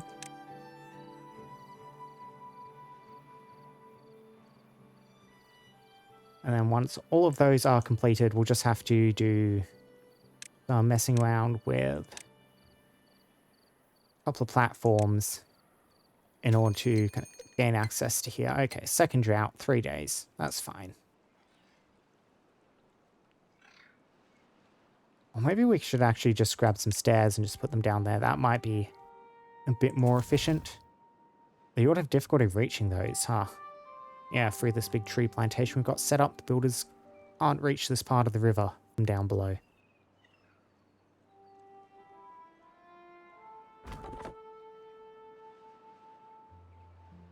Okay, yes, you're going for the correct tree. Thank you.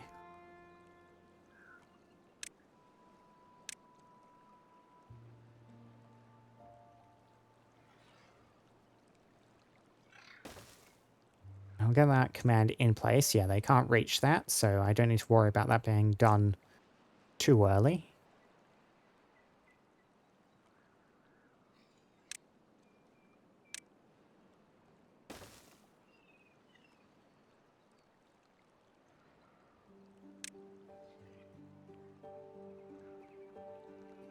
Let's see, let's see.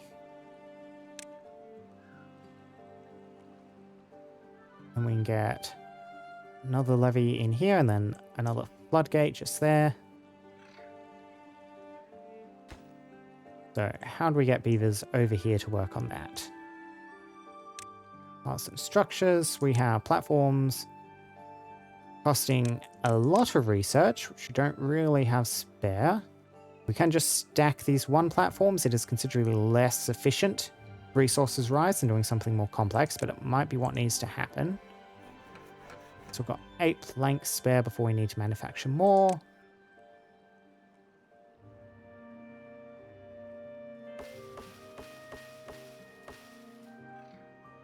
I might just want to tear up some of these birches. Not the best solution, but if I just do something like that with a path. Okay, that does get a builder down to there. So this might actually be workable if I do this with a path.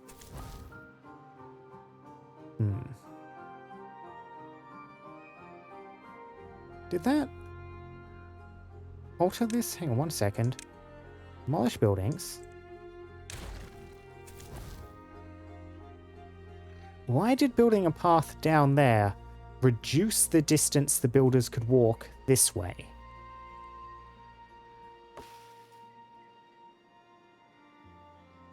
Strange things are afoot.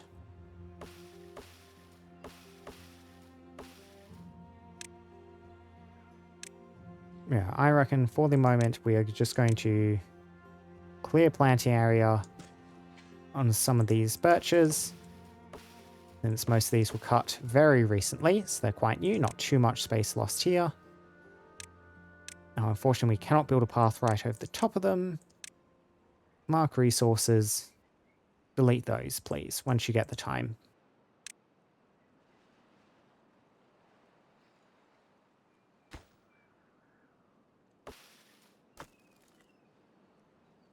Builders are laboring away. 70 research for stairs, and stairs are vital, and that's not too far off at this point.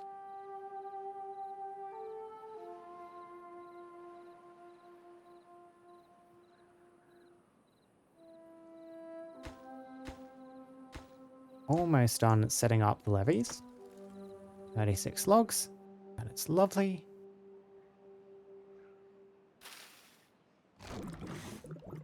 You are currently not accomplishing much, so we'll get another builder just for the moment. Put you to work on this.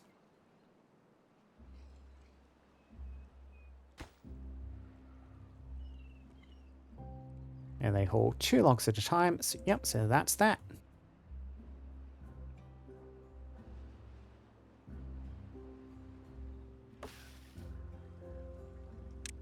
And the builders have torn up those plants. Another path in there. And we hope that this will work. Still 70 for the stairs. Not quite there yet. Want another levee there.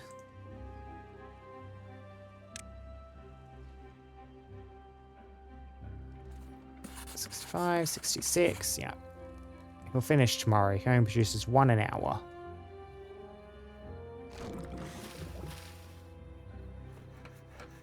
You know, we can unpause this because I do need a few more planks, so I'm going to. So we can have a beaver work on that.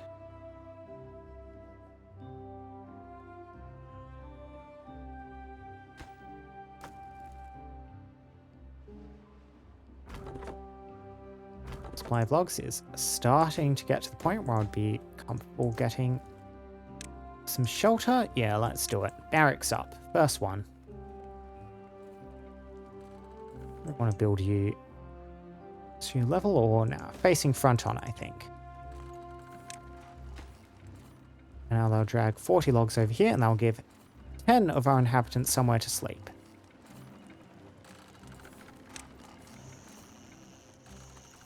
Look at that. And that should increase their shelter need, which will get them up to the first bonus to working speed, which is a big 20% buff. And not far off the first life expectancy improvement. Life expectancy seems more important with these guys than the folk tales.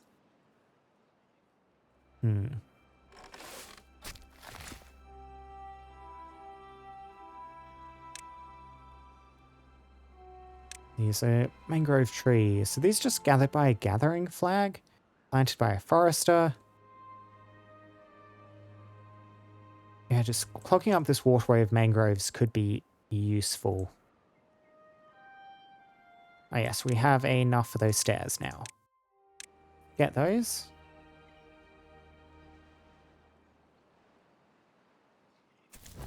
Oh, you reckon you can reach all the way to here?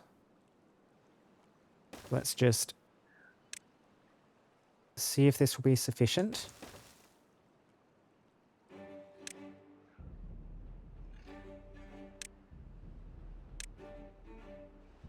Remark all these for cutting too.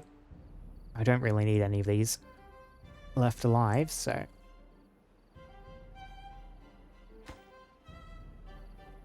Can you reach? You cannot. Tragedy. Tragedy, tragedy, tragedy. Guess we're uprooting some more trees.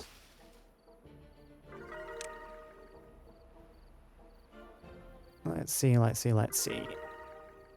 Look, high score, increasing little doodaloo doodaloo noise. That is lovely to hear. Yeah, getting rid of that 3 penalty and then it turns into a +1 bonus. That's a 4 swing on most of our population. Going to be excellent. Actually, yeah, I forgot that was a 4 swing rather than just 3 swings. So that does get us up to life expectancy bonus.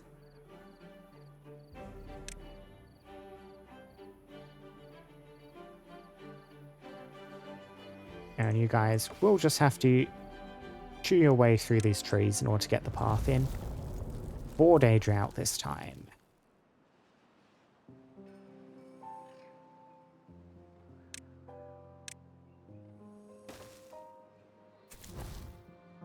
Okay, that is far enough. We can cancel these demolish orders.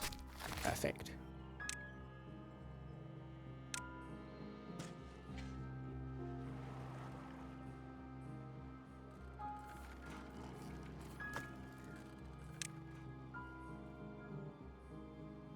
And you guys get to work building these things. Get another floodgate up there. And we'll just have to keep an eye out for bad tides at the moment and alter these over manually. Eventually, we'll be able to do some automation stuff. I think so. The weather station is building that automatically detects weather states, but the easy way to handle this is probably the contamination sensor, which will just detect if there's contaminated water in here, and we can make it so the floodgates automatically swap over as appropriate depending on the contents of the water inside this reservoir. This does, however, take metal blocks and gears, which are not things we're there with yet. I'm certain we'll get there eventually. Now, I'm thinking probably want another breeding pod, as we are still very short on beavers.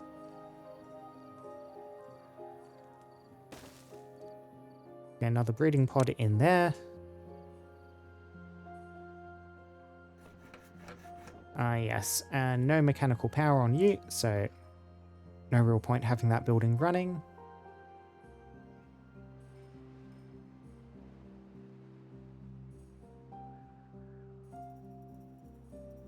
And you can see down here without the water, the trees are starting to die. It does take quite a few days for this to kick in, so and these first few minor droughts are unlikely to actually kill any vegetation permanently. We do need to be a bit concerned, like these berry bushes, like expanding out into new districts would be much easier if the berry bushes are still alive. So we might want to keep an eye on that. Expanding to districts as this faction seems like it might be a bit more difficult though. Not to mention this map makes it very difficult because you do actually have to manually move the beavers from place A to place B. Just because it is much harder to reach a permanent replacement level population with the Ironteeth.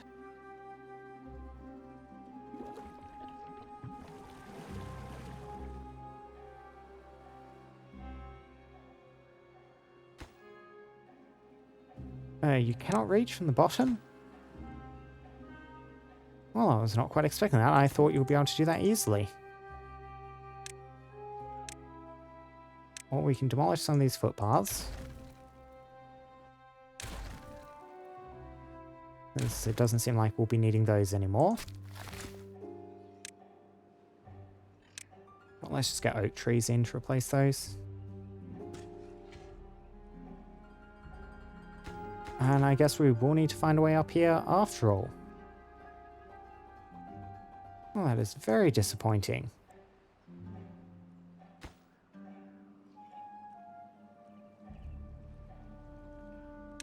So, let's see. Simplest way to do this is probably a stair up to here. And then I really don't want to get the triple platform, so I might just need to spend a lot more planks on making... actually, I might need that path after all. Yeah, on 3 single platforms stacked on top of each other up there. Yeah, changed my mind a bit here, but... path across here it is.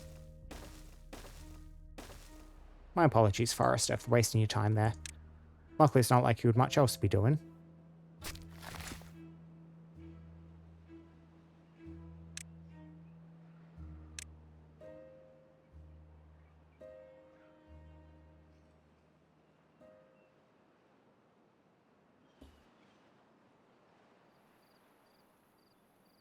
Yeah, we'll need 100 science to get that working.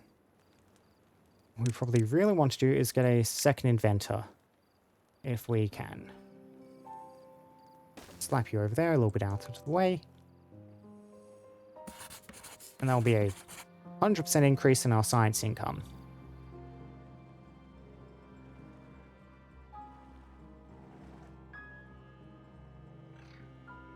Now, water level is getting quite low, but it's enough to hold out for 4 days at least.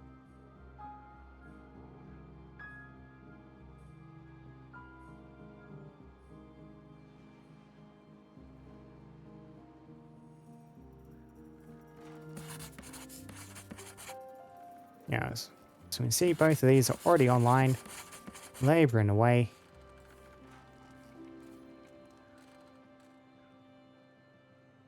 Yeah, we get up to 100 science.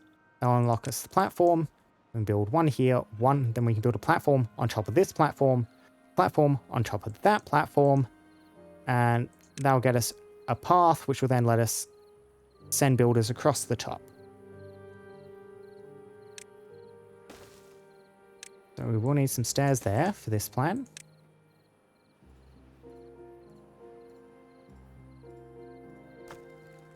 Our stash of logs is slowly building up.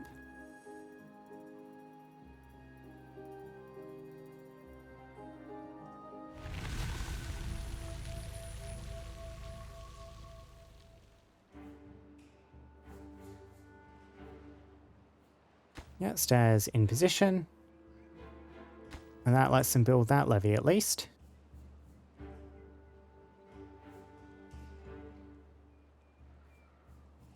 There we go. Past 100. So get basic platform. Build, build, build. And then staircase there. And then we're bad tide proof. So just looking at our incomes and what our plans are here, that is not ideal. A bit of flooding there. Hopefully that should settle down. Yeah, it's just the change in how the water was flowing altered it slightly. But it's settled down to its equilibrium in the channel now. Yeah, I am thinking it's going to be a lot of wood, but we are going to do the additional levees just right along the edge here. Make this channel deeper. Tear out these structures, replace them. Now, luckily, these deep water pumps actually are a bit easier to do stuff with than the folk channels ones because these reach up to 6 meters, which means any sort of channel like this is very unlikely to ever get to the point where that's posing a real problem. Ah yes, we need to get more planks. Unpause, please. And we have 2 spare beavers, so I guess both of them can be on plank duty.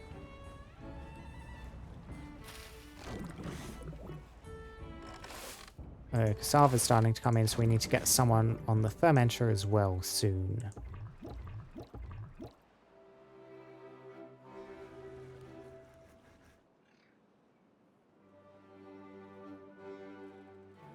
Look at that.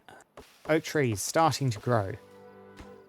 Yeah, and that means our timber problem is pretty much sorted now.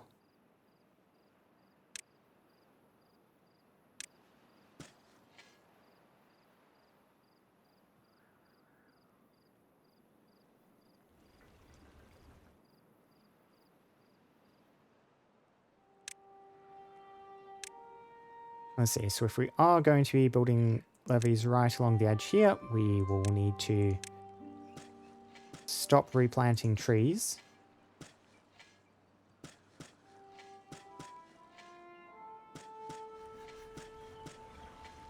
So, yep, just like that. And hopefully these will eventually be cut down. I mean, I don't mind them focusing on the oaks and stuff preferentially, so we might just need to tear down these pine trees manually for our builders. Look at that. Oh, wonderful. Yep, so we want to seal that floodgate.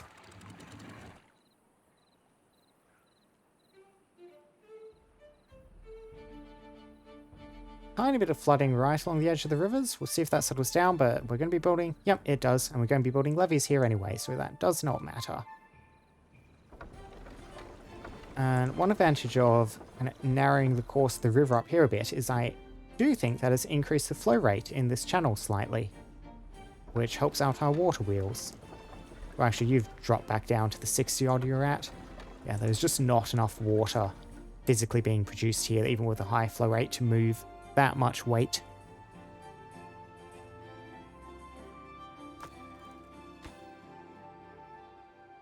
And yeah, we are on manually tear down these trees.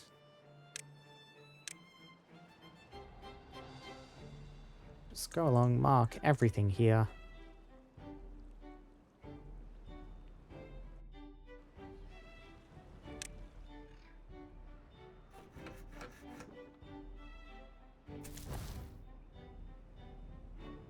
Population is increasing up, just that little bit we really wanted. Unpause that, get the cassava processed.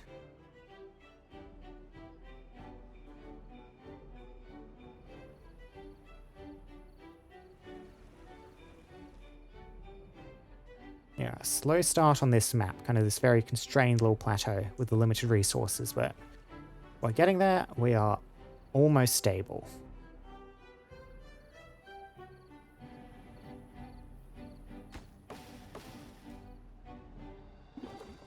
Now, water supplies are starting to drop. We are water hungrier than I'm expecting because these breeding pods consume water.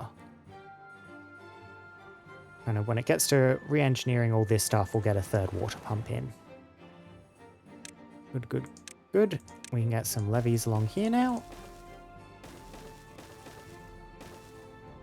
Just fill all of that, please. Build up this channel, and this should store, well, twice the amount of water it used to. We'll be able to see twice the amount of droughts through once this is done.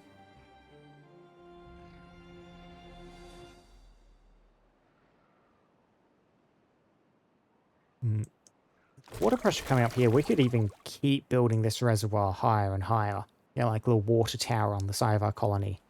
That also might not be a bad idea.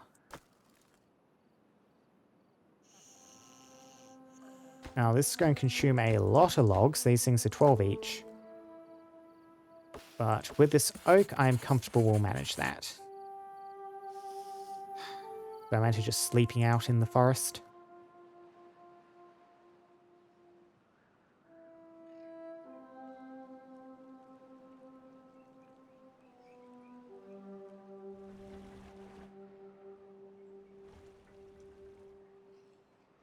Yeah, it's just a matter of leaving our builders to do their thing. We have a couple of spare beavers. We can get another beaver working away at this.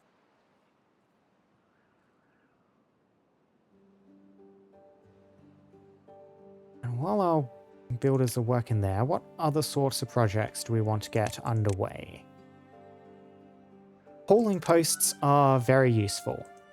So something that takes a lot of your workers' time is just manually moving goods to and fro. Like our water pumpers need to pump the water and then cart it out to these tanks on their own. Getting a dedicated hauler's post up would give us a couple of beavers who are just on that assisting everyone else do their jobs more efficiently role. I don't think we quite have the spare space on the unemployed beaver front to handle that yet, but we're probably not far off managing it.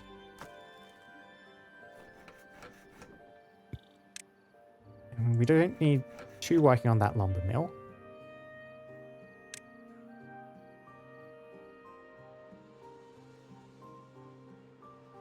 I mean, people are just dying of old age now, so yeah, you can kind of see it looks like we have a couple of surplus, but then the last generation die off, and now we're back to having one vacancy somewhere. Yeah, a farmer.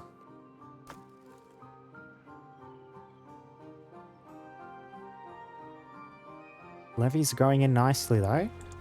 We're about at the point where we'll want to destroy this lumber mill. I don't reckon we'll need the planks for anything immediately, so let's just do that now.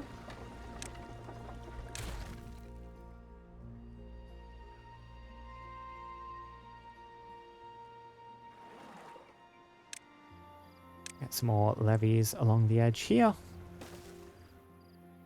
And now, I don't want too much of a transfer period over these water pumps, so I'll probably get like a water pump in position here, then delete this one, then do the same with the next.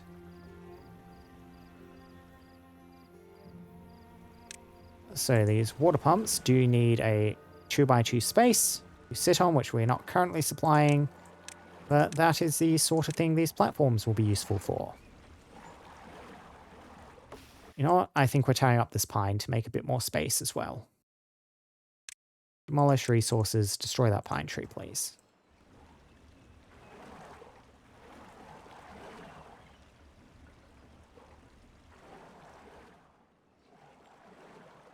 Now, these planks and logs got shoved on the correct side of the retaining wall. We'll lose these 19 logs here, but that's fine.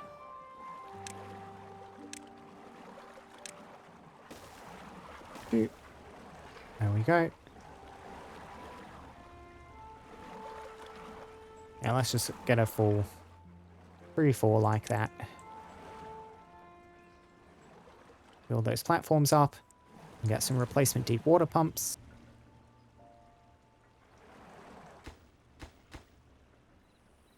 Yeah, we'll be slightly short on planks. We'll need to get our lumber mill back up, which is slightly annoying. Where could we salvage some more planks from?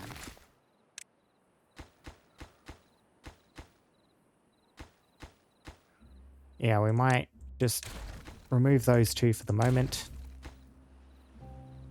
You in position. Industrial lumber mill. Get slightly awkward, like there, I can squeeze you in here. And now the power from this water wheel will also transfer to that lumber mill. And this will be quite exhausted, but that should function for getting at least some more planks out.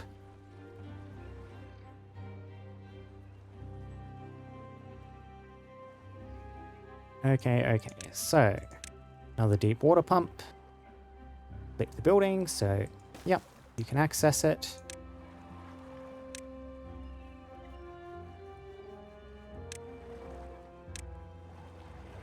Now, how do I want to tackle this? One set of stairs leading into both?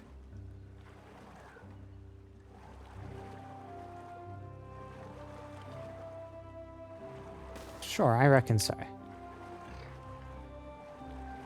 And this will make this slightly more expensive to set up plank-wise, but you're now working away.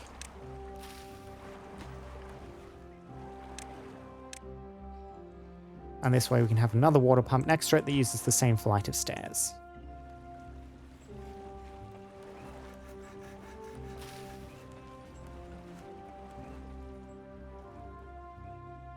Get the beavers working on that.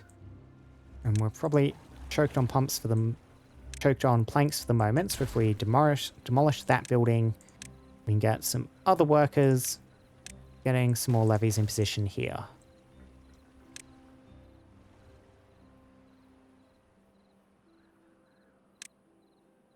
We can get some of the downstream levies in position as well.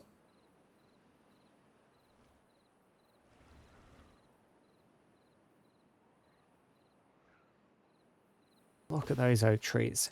8 wood each. We're actually starting to have a tiny bit of surplus. We're burning through it as fast as we can. Surplus is still there.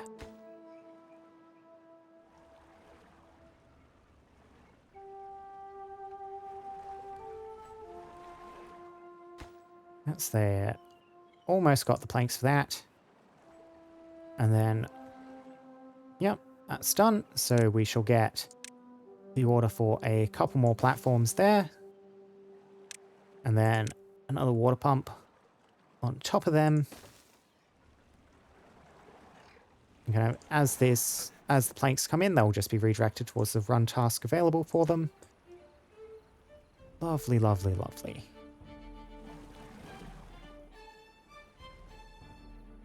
One of our beavers was injured. Okay, injuries. Prevent a beaver from working, give -2 to their satisfaction. Can be cured over time, naturally, or much more swiftly with this medical bed. No, I think I will spend some science on grabbing the medical bed now. 5 logs, 1 plank, and they just rest there and heal much faster than they otherwise would. And just stick it a bit out of the way up there.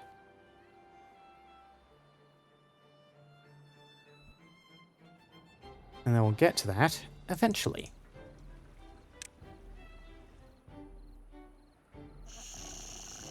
As in, nice, lovely little detail. Injured beavers get little bandages stuck somewhere in their body. You can see this beaver has a bandaged foot. It's now walking around with.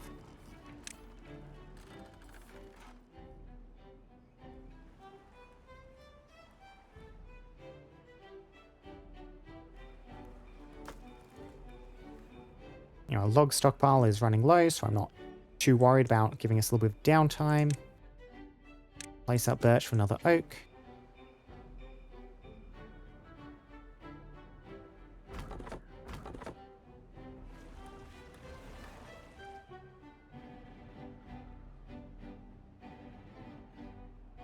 Okay, so once we get down to this point, we'll need to start reinforcing both sides of the river. I reckon the thing to do is probably to extend right out to the cliff over here, so we have a larger basin of water overall.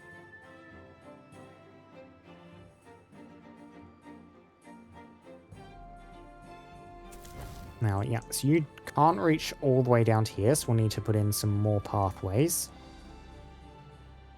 Well, actually, you can reach the important parts, I think. You cannot reach this one square. Yeah, because you just need to be adjacent. This one tile will give you trouble. We might be able to reach if we extend the road this way. Not quite yet. Again, we'll tackle that when we come to it. So we certainly have a nice, healthy excess of berries for the moment, though. I don't feel too bad about deleting these berry bushes.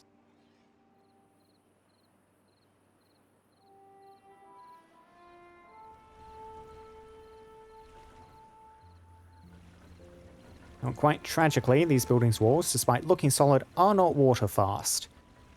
The water comes up to the side of them, it will just flood through the floor and disable the building and then spill out here. So we do need to get to work demolishing these and replacing them with levees too.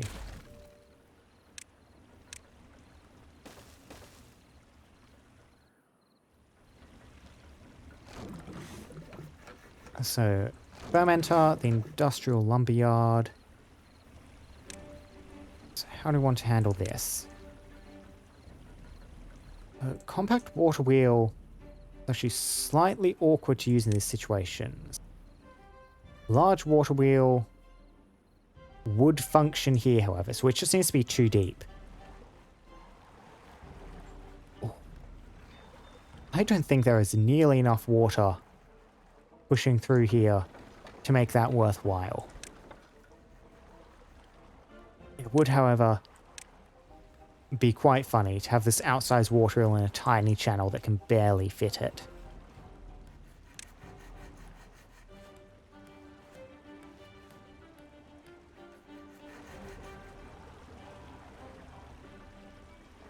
I'm just trying to think, can these pass through levees? I've never had a reason to try. Like, is there an easy way to see if a building transmits power? And the easiest way to check is probably... Do I have a building... Okay, so if I... No, that won't actually check, would it? Like, because you can see how these buildings highlight blue when they're adjacent. That means that it's receiving power, because it can travel from that building to this one into here. Now, this only emits power there and there, so this levee is not actually connected to this area. I might want a quick test, ask them to put a levee here, and then we'll see if that transmits power. It's not indicating it immediately. We'll wait till after it's built and then check.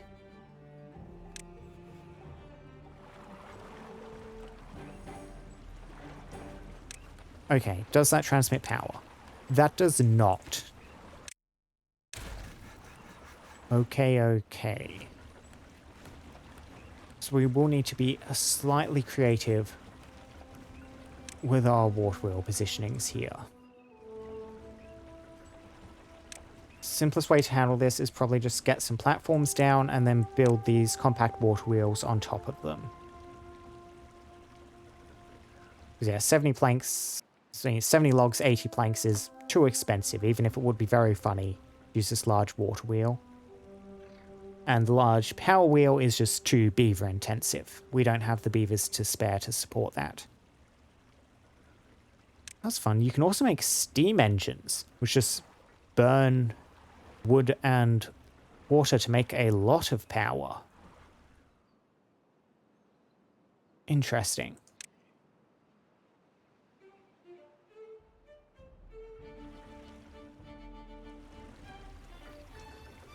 Yeah, I reckon we get some stairs in here.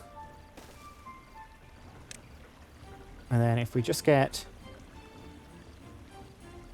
let's see, a platform in there, is that sufficient to mount a compact water wheel on? It is. Okay, so that's our plan. Unfortunately, we cannot pass for that. Joy oh joy. Means we probably actually do not want stairs there. We'll need to do the slightly inefficient route of... very inefficient route even. Putting some stairs in there. Long path.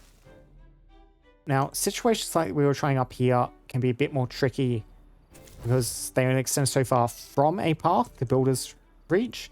But if it's directly connected by a path continuously from one end to the other, they can always reach. So if we do something like this, the builders will be able to path, and you can do that indefinitely, even to the other end of the map if I wanted to.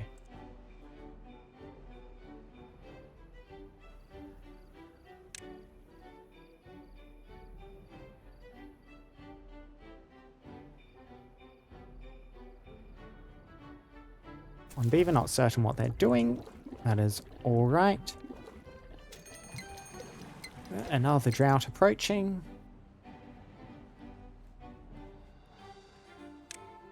Yeah, and you see the beavers now going down to start constructing up here.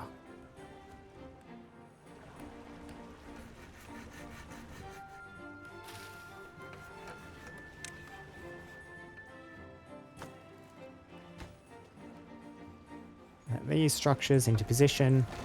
It's going to be time to start deleting this fermenter and this compact water wheel soon. I'll make sure you have a full stock of 13 planks before we do anything, however.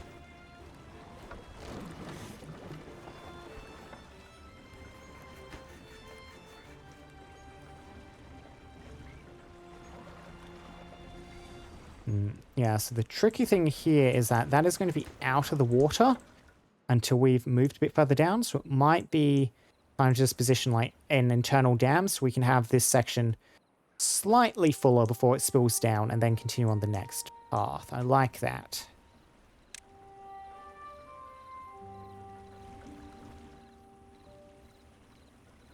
So how do we want to handle that then?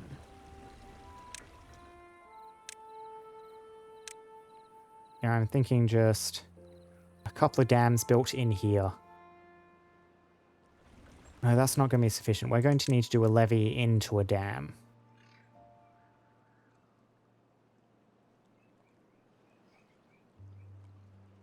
Sure, so let's just go dup, dup, dup, dup, like that.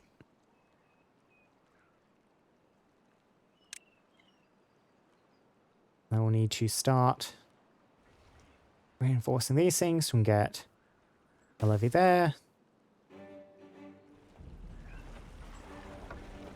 It's sometimes turning, briefly. But you can see that is currently flooding because we are doing this stuff down here. I mistimed that badly, didn't I? Yeah, so do not actually build these yet. Just keep that route clear, please.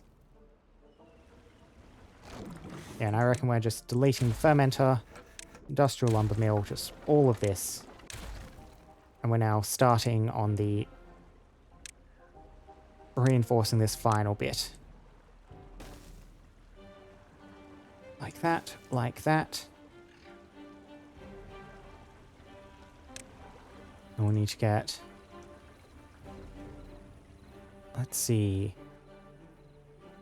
I'm not going to have enough planks to manage this, am I? Yeah, just delete these. These are a mistake. We need to do this later. Let the river flow clear. High score's increasing because beavers like being in water. That's worth one. That's something.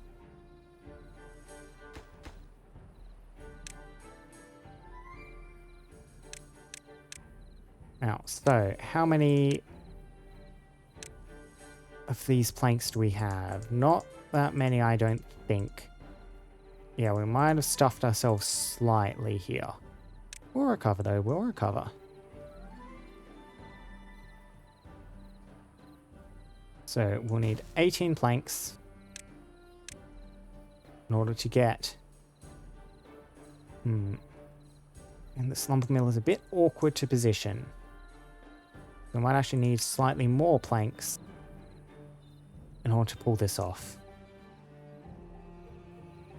Bugger, bugger, bugger. Yeah, I'm not used to being so resource constrained.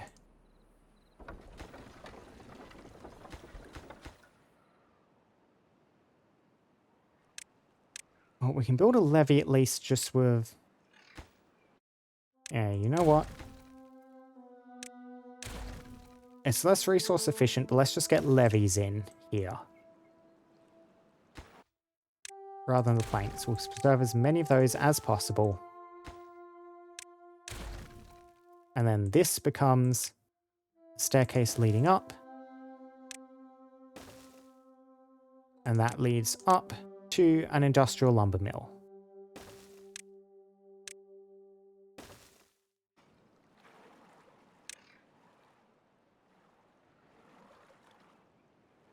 And then we're not going to be running out of planks anytime soon.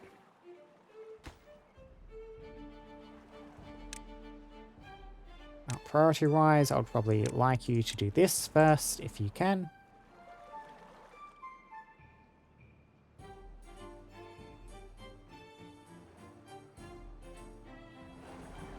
These ones are facing the opposite direction. Well, that's fine. I've already alternated there, so just kind of higgledy-piggledy which way the lines are facing on the planks here.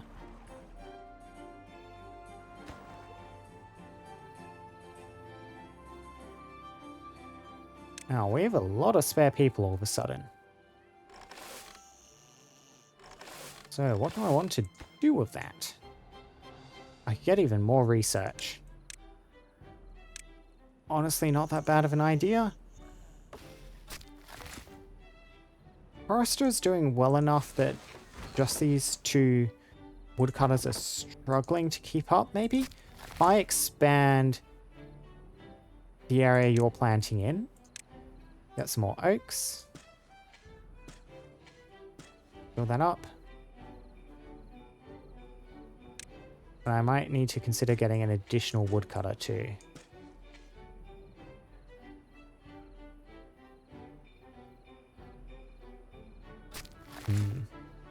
Yeah, because like these pine trees have had time to grow resin.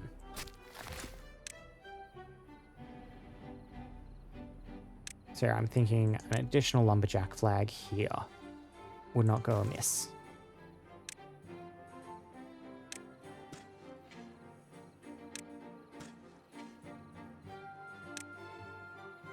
Now, drought is here.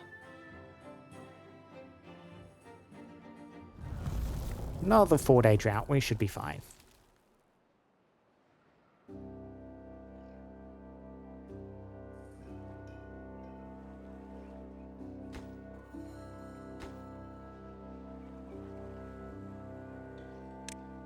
Oh yeah, and they're... Ah, that's the problem. They cannot retrieve the planks because they do not have an intermediate storage place to put them in. If we build a small industrial pile and... Sure, we'll just put it here so we'll be near the where the plank source is going to be and assign that to planks. Then that should work. They'll recover the planks that have been scattered around and try and store them in there.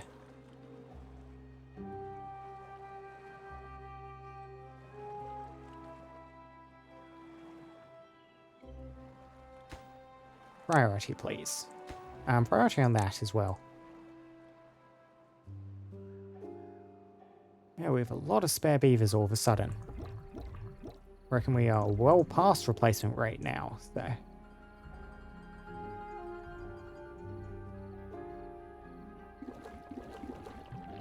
Now we might need another water pump at some point.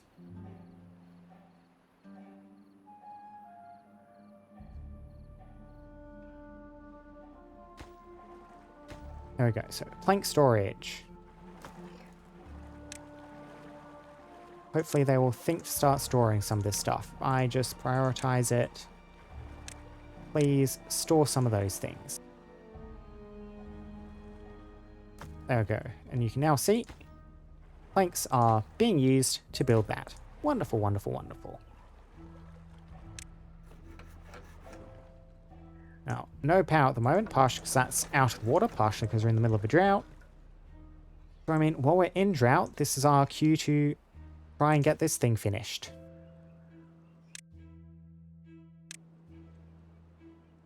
So let us build a levee, and a levee, and a levee, and a levee.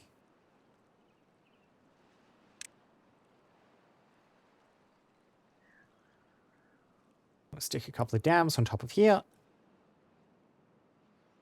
And that will keep some water up here to keep the water wheels turning while we finish off this last bit down the bottom.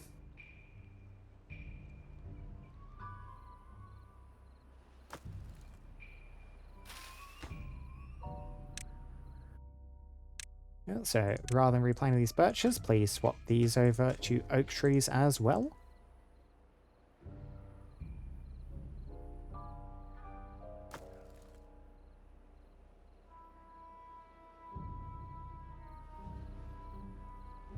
So only 4 unemployed beavers at the moment. So they're finding work to do. Even if that work involves sitting around because your building has no power.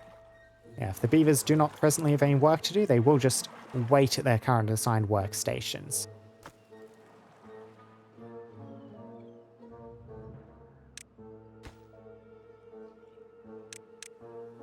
Okay, a dam there, a dam there.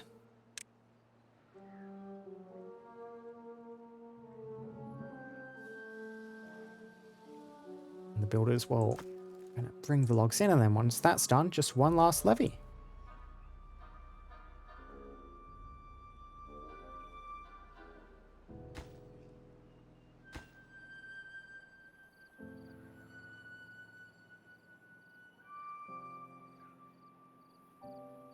And that is part of the river bought and domesticated. And yeah, like you can see this amount of water, it's getting very low. But just a 4-day drought this deep revives us once we get it up that bit deeper. So we can logically double the amount of time this will last. Now that still won't be enough to last all the time, but... yes, the beavers are retrieving some of the rubble down here. Oh, they've done that. I didn't want to barricade one of them down there while they were working on it. So get that done, please. Now, hopefully we get this built before the end of the drought. Otherwise we'll get a slight bit of flooding. Looks like they're going to manage it. There we go.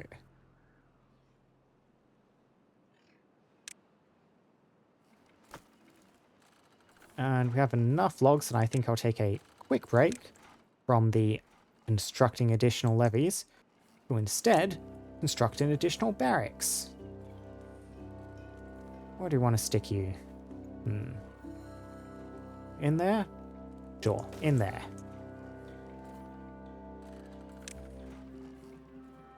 No real plan for the overall layout here. I've kind of got this big flat area. Okay, you can see we just ran out of water. The area around this little reservoir, still green. Over here, still green, but this area, now completely out. So the extra work from the pumps meant this drained slightly faster than this drained. So these crops will die in a couple of days, the trees in a week or two, but we're only a few hours away from the drought ending anyway. So no real harm done. You know, stuff that's out of water just stops growing, so these trees are not currently making progress.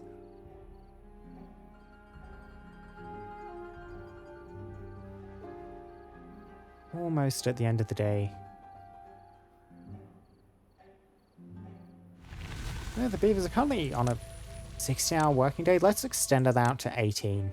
Gives them less time to relax, but they don't have much to do in the way of relaxation anyway. And that fills up, starts flowing again. Let's just watch this in action. See, it flows down and now it's backing up and filling up this channel deeper and deeper. Get the orders in to start building levees further out.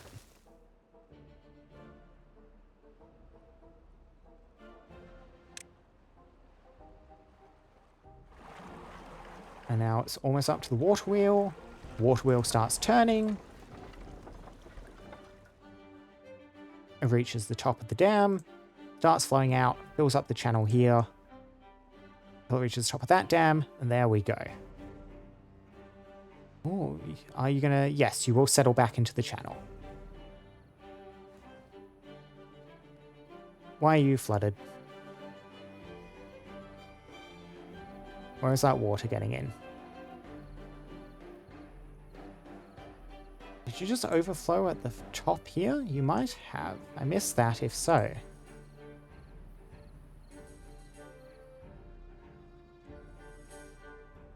Hopefully this should just evaporate off shortly. It does indicate to me I might... yeah, it might have like splashed over here and I need to reinforce this slightly.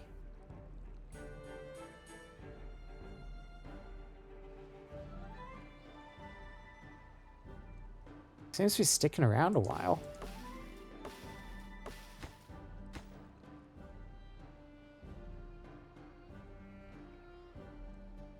Yeah, you can see how close to the top that is. Like, there's not a leak in here, so we will need to do a bit more reinforcing at this top section.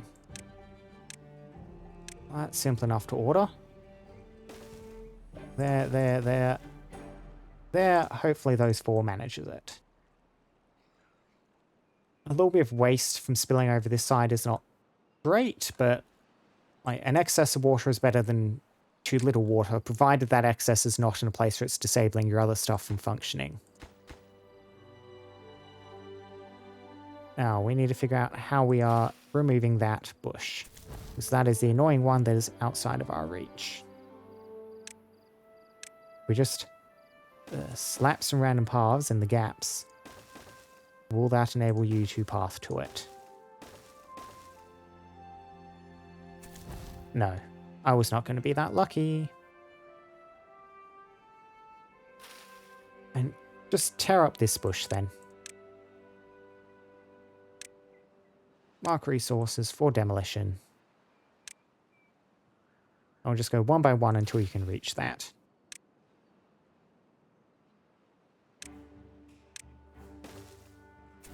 There, that was all it took. I'll mark you, mark you, mark you, mark you, mark you.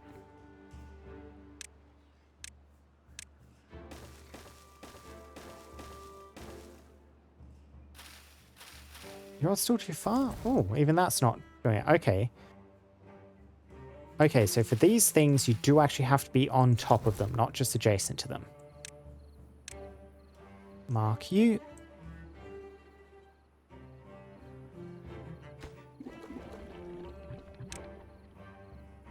Yeah, I reckon it's time for another water pump. Let's see, so we don't have a more efficient pump. The other faction does, but this is our only, like, turn water on the map into water resource generation device.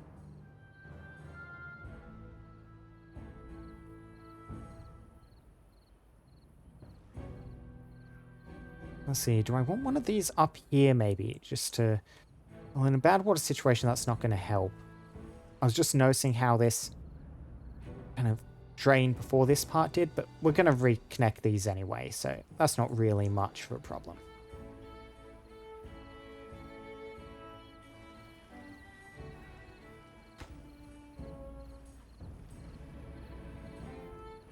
So, let us see. We are going to get some more platforms in here to support another pump. Here and here seems fine. Now, if we stick a pump up here. Oop, wrong button. I meant to press F. Yes, flip, like that. I didn't even press G, button next to F. That makes sense. I'm gonna get some stairs, which lead straight up to there.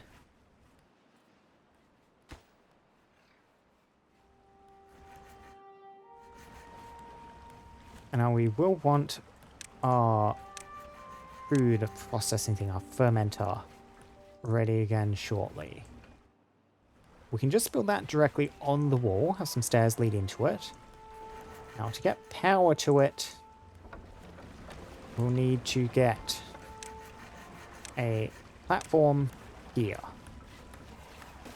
Now to path to that platform, we shall need a way down off this wall. We can manage that by, let's see, going like... Let me just get this water wheel in position so we can work with that for the moment. Yeah. So we kind of have the spare space and we can step down step by step here.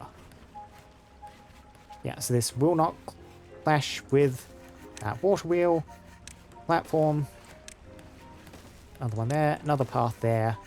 Oop, that's not going to work. Okay. Yeah, so we will take, yeah, spiral stairs. You can do a bit denser, but straight stairs, kind of more complicated. But just like that, will get us down and get another stair on this side if we want to head upriver and do some work from there. And beavers are happy to swim underwater, and I mean literally happy. They get this wet fur bonus, which is worth 1 satisfaction if they're in the water. So it's kind of having them doing work down here at the bottom of the river is not a problem at all for our builders.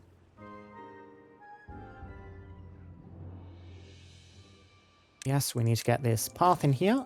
Good, you can now reach these 2 bushes for demolition. We have an ever-increasing amount of spare beavers, which makes me think it's probably about time to start getting a new district set up. So I reckon this is a district we probably want to start with down here, rather than this one. This one kind of got some more space to work with, more resources available. It is, however, just a problem of actually getting down there. Because there are a lot of cliffs in our way, and the beavers will need to physically walk from one district to the other. There's probably some stairs going down this cliff, and then we need to find a way to bridge from here to down here. That will involve spending some research. We do have these suspension bridges, which can be quite useful from like reaching a long distance. Like this bridge will suspend itself, and then you can start construction from its far end. That might be what we're looking at. As you can see, these things get very expensive, especially the long ones.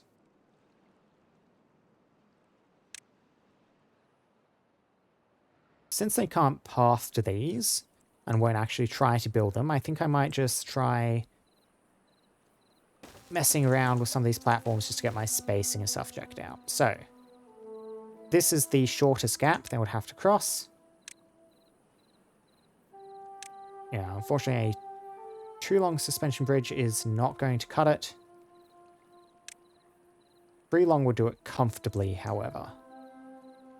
We do like a suspension bridge into a suspension bridge. We will need to support it using a 3 tall platform, which is slightly annoying. Yeah, so a 3 tall platform will get us that high. Get us to there. So a lower point we could work from over here. But it's lower on this side as well.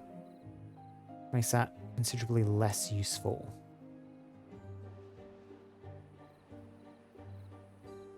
How to handle this, how to handle this.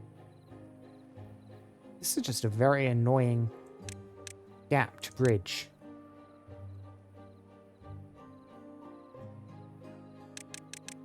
Yeah, because the suspension bridges, we do just need these to be 1 high, but we can only build up to 3 high platforms at once.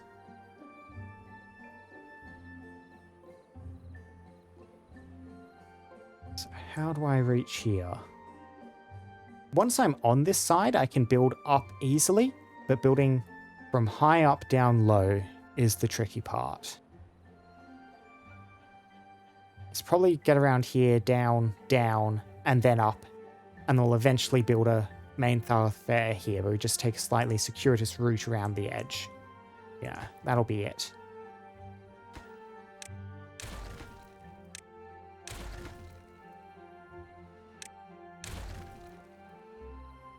So if I'm building here, you are tragically slightly higher.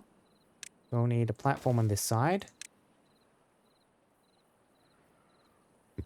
And then in order to reach across, a 3 high and a 2 high will do it. Nowhere where we can just get away with two longs. Get something like that, and then here, And then down, and then we can step down here, here. Yeah. That's the plan. That does wait till after we've finished building this, however. Outer logs for the moment. Yeah. We're in a down period of our construction process. So you just need to wait for more timber to come in. I might just pause one of these breeding pods for the moment, since we have plenty of beavers available.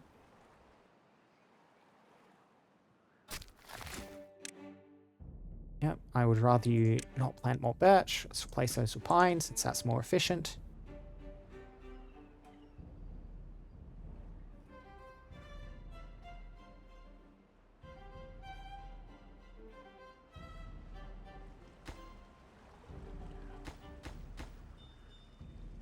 And we are just waiting on more timber to come in at this point. Not much we can do about that. The forester has plenty of stuff on its way.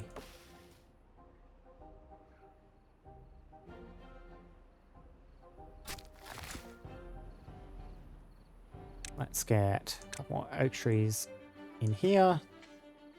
I want to fill this up with oak. When we replace those with oaks.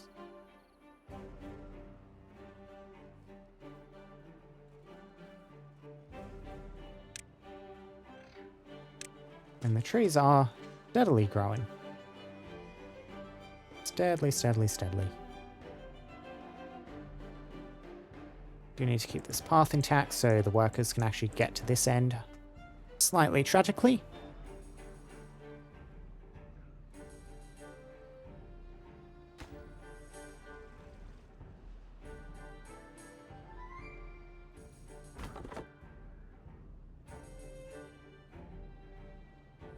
Let's see, without planks, there's not too much we can do. Let's have a look at slightly longer term food security stuff, see what we have to work with. So soybeans, canola oil, mushrooms, and fermented mushrooms. So let's have a look. This hydroponic garden needs metal access. Gears are actually made of wood rather than metal. But these metal parts do in fact need metal, as the name suggests. We don't have the easiest access to metal from up here. In fact, metal access in general is something that will be a bit tricky for us to manage. And yeah, the closest to a colony spot is actually this metal up here. Makes this one maybe slightly more tempting as an initial colony location. If I was to make my first extra district here, this might be easier to path to as well. Let's see, so build some stairs down here, across here, down onto this plateau. We get to here, we can then step down up to here. Yeah. Just for the metal supply, this one might also be worth going for swiftly. We can get up here, start salvaging these ruins. Anyway, food security stuff, like I was looking at. So you need metal, you need metal, you need metal, so anything involving canola oil. Which means that's actually about it, food-wise. We get some mangroves in, but aquatic crops tend to need 1 deep water, which is a bit annoying when you're using it as a reservoir like this, so I guess we're just sticking with cassava and kohlrabi for the moment.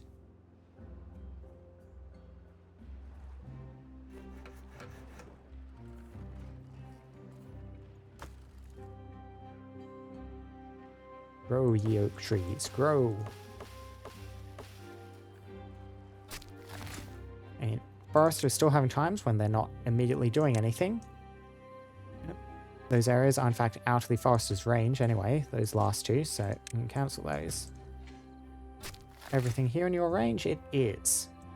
Get some more oak trees in.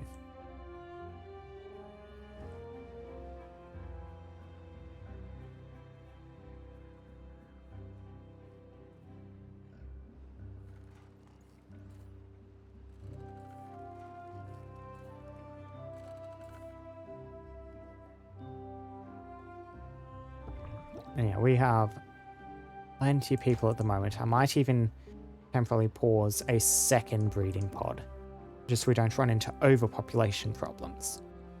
Yeah, you need to be a lot more conscious about population management as the Ironteeth.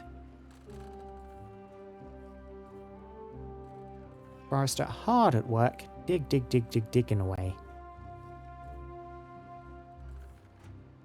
Oh, that's fun. There's so many buildings that have different appearances, like this medical bed is a different style tent. It's not that different, but like for the folktales, it is an like traditional tent. Like a big triangle roof thing rather than this little, I know it's not quite a, what do you call this? Canvas enclosure? It's not a traditional tent, that's for certain.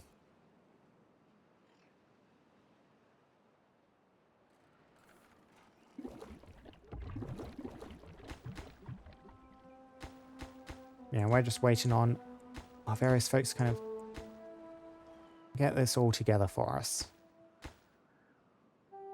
Tell you what, let's deprioritize the work over here with the logs. We can get the stuff, like the work buildings up close to our settlement done first. You know, get our fermenter up, get the sport oil up, get this third pump in position.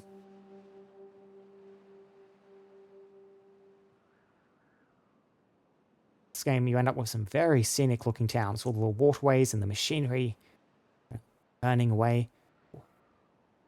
Now, let us kind of continue on here for a bit. I might swap over to my other save just so I can show off a slightly more developed settlement.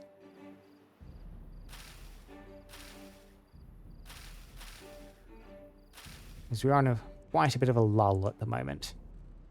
Just waiting to get through this little resource. And quite more oak trees coming in though. 8 logs a pop. Wonderful.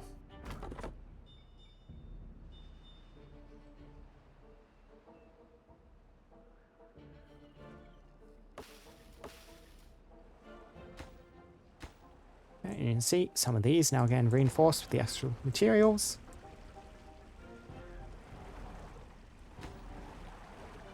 Water pump. Get these stairs ready.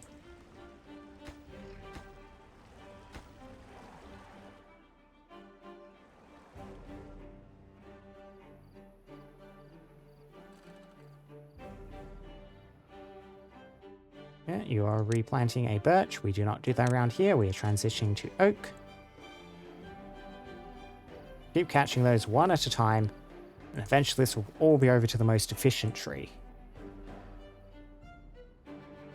Yeah, I might have tried to do the transition a little bit swiftly, which is what's causing this downtime at the moment. But long term, this is definitely much better for the health of our colony.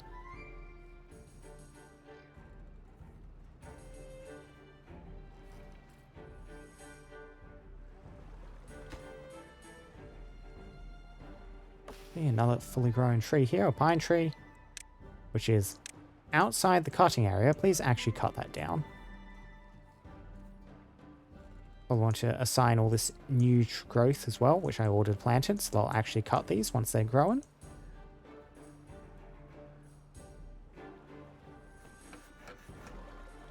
Yes, the lumber mill is eating some logs, but that's fine. We do need planks for this various stuff too, so... There we go. Another pump online. Excellent, excellent.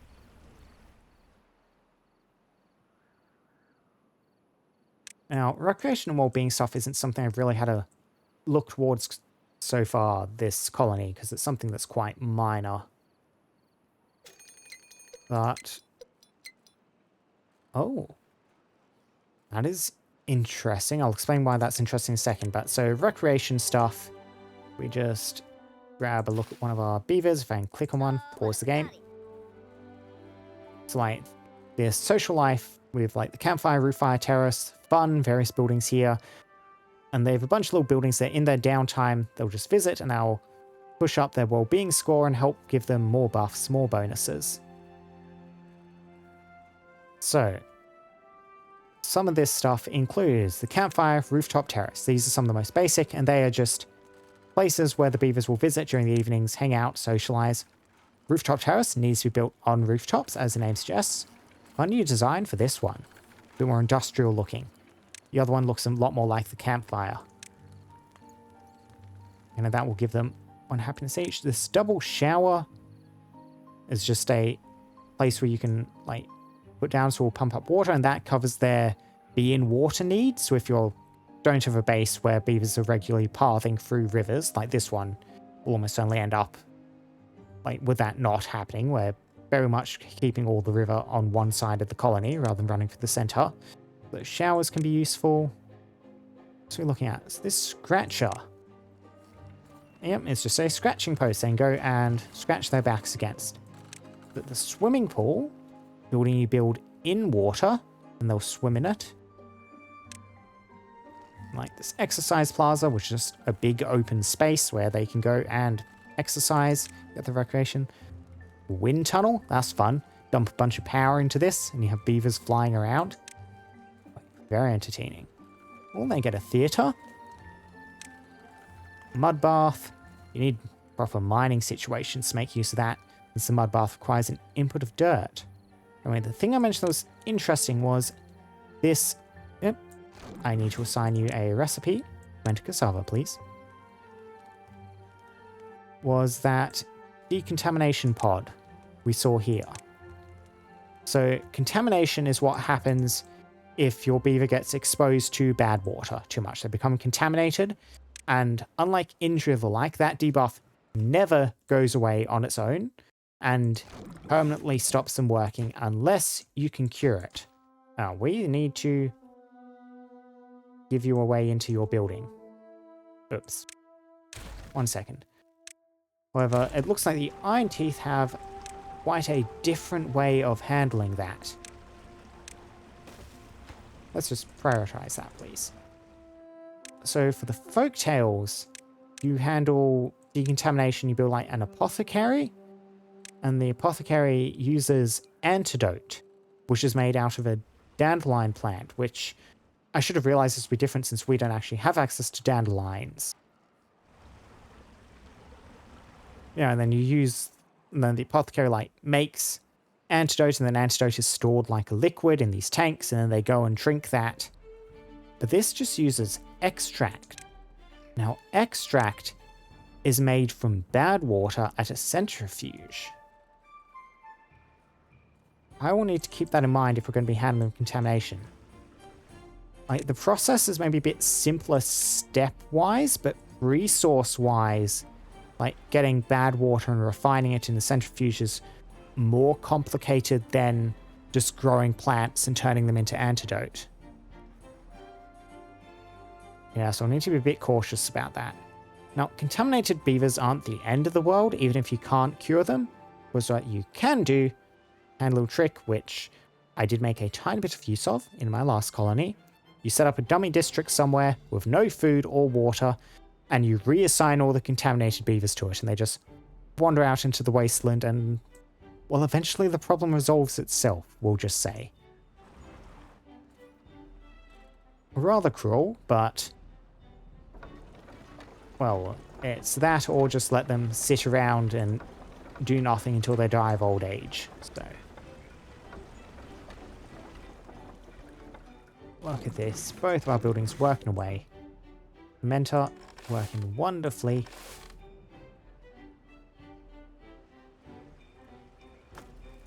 Yeah, we've gotten most of the log stuff we wanted up.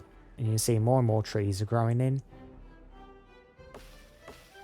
Going to be a bunch more oak trees coming up soon. Which means, yep, we're making progress on building out these levees.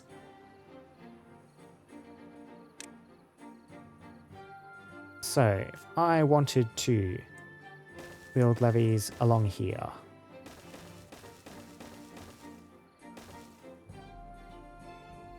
how difficult would that be?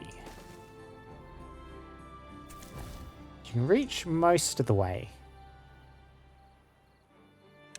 I reckon we will just task the beavers with running the long way around this edge, rather than try and make a more direct path. Yeah, and that, you can see, didn't really extend the range, but if we connect up the path, they can now reach all the way to there. And we'll let them build this, and we'll delete these couple of paths, get a couple more levees in, build up this dam, get this last section in. And then we should be good. Almost got this hydro engineering project finished. And I really love this sort of stuff in this game. It's like, look at this. We now have most of our settlement below water level. You can really do some like proper Dutch-style engineering here. Drive back the ocean. Build underneath the sea.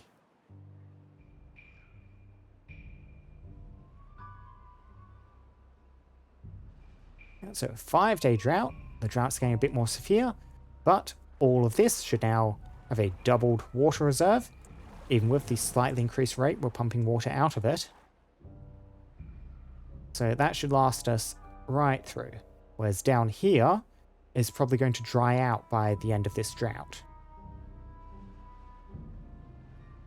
Now, these droughts will keep getting longer and longer and longer until eventually even this double height is not going to cut it. At that point, we could keep extending like the walls up higher and higher, but it might be more efficient to instead extend this bit higher and higher and have a reserve water tower. And then we can slowly like siphon little bits of water out to keep this topped up over the course of the drought.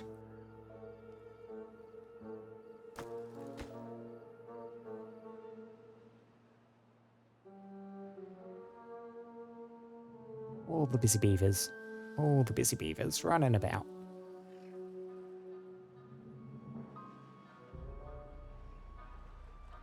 Now, these structures going down during droughts is fine for now. Some stuff like some stuff you can really just stockpile, which once you get some storage buildings up, you can stockpile like hundreds of resources.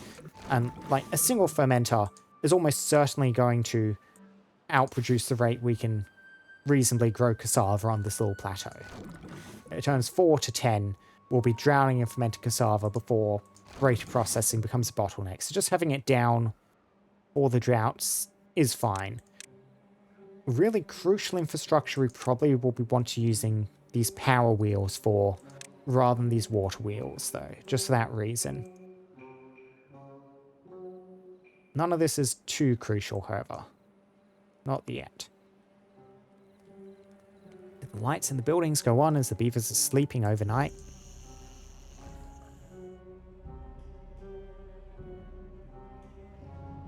Just labour away, work away. I'm gonna get these levies in at some point too.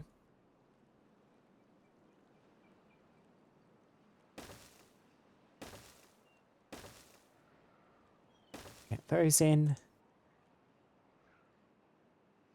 And I reckon I'll just kind of go till this is finished and I'll swap over to my other save file so I can show off some of my achievements over there.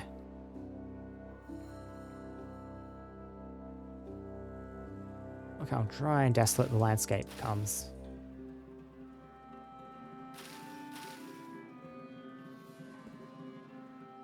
And I'm just looking at these locations. What I'm really worried about, I think, is not so much a drought here as a bad tide, because I mentioned contamination kills plants near contaminated ground. So if a bad tide happened here and all this water became contaminated, some of these berries would probably survive. They're far enough back that the contamination only reached partway along. You can see these couple of berry bushes have already died from contamination, just from the contamination in this waterway. This location, however, contamination running through this watercourse would almost certainly kill this entire patch, which would make food quite troublesome to secure there on initial district development. You can overcome that. You can even just send out beavers to work a bit and then eventually starve to death, or they get the initial infrastructure set up and just keep sending out replacements from your home base. I prefer not to do that, however.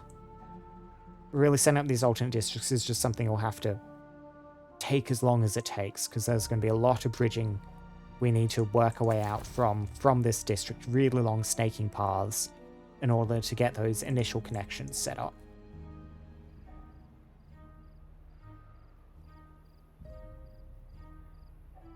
Almost finished the retaining wall.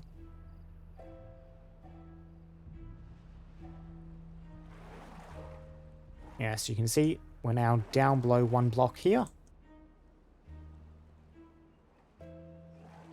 Pump's still pumping away.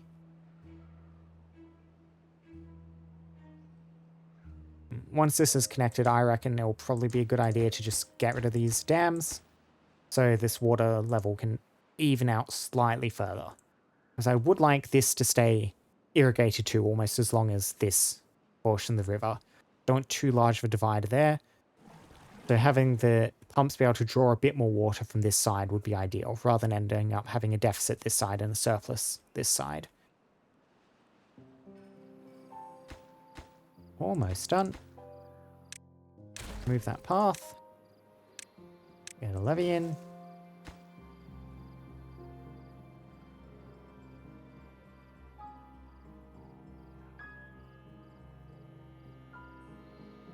And let them pass the night. Back to work. End of the drought. On to cycle 5. I'm trying to think, when did I see my first bad tide? I think it was cycle 5 or 6 was the first bad tide on the other map.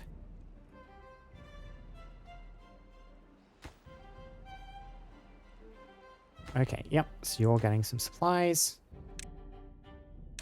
I delete that path. Yes, you can still reach.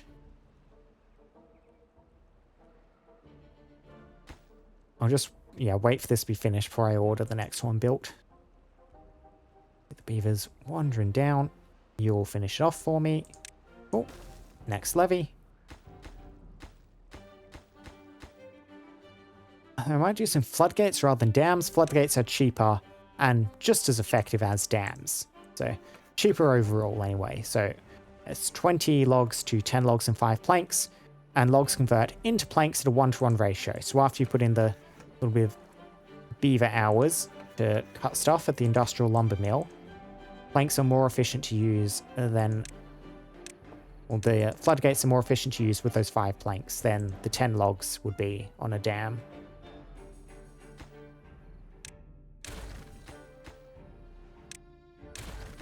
Yeah, so we will need to delete these dams.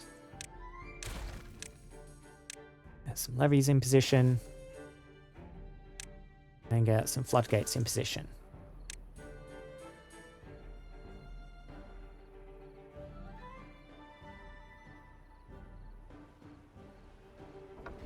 Look at that ward wheel go.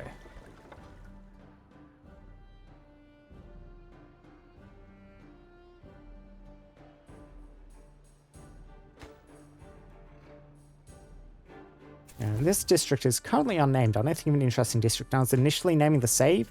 I think I'd please not build this floodgate before you build that levee. Good. Good. Okay, they're building it in the correct order. Yeah, I think when I named the save file, I thought I was naming the first district, so this place should probably be called New Home. I'll probably just name the save file Stream or something. Do not build that floodgate yet. Build the other one first, please. I can sort that out at some point. When did you get some water in you? Just want to quickly check. You don't connect... Yeah, you don't connect underground anywhere. That must have just been some overflow. Okay. Last little bit. Final floodgate. That'll be this retaining wall done. Look at that. Extra water filled up right over here now. Isn't that a beautiful sight?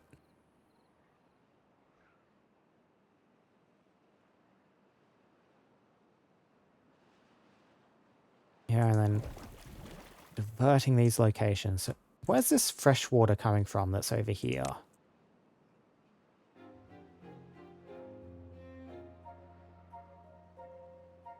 Ah, in there. Okay. Underground for a considerable ways back there. And it flows out there.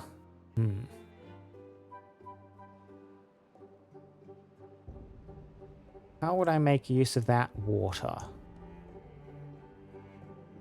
It's like the river's flowing this direction. The bad water... Okay, the bad water comes from underneath there. So I could divert that bad water down this channel probably. So it joins the bad water coming from up here. And then the water coming from in there and the water from coming here should just purify this entire valley right down to this point. Well, the bad water source flows from up there. That could be rediverted down here. Though ideally I would probably like to extend this freshwater source maybe into this area. Yeah, long-term engineering goals. Would you look at that? It is done. A little bit of water spillage out here. They can meet neatness. I might just order them to construct another levee there. Because like this is also open to the side, some water spilling out. But that is a reservoir set up.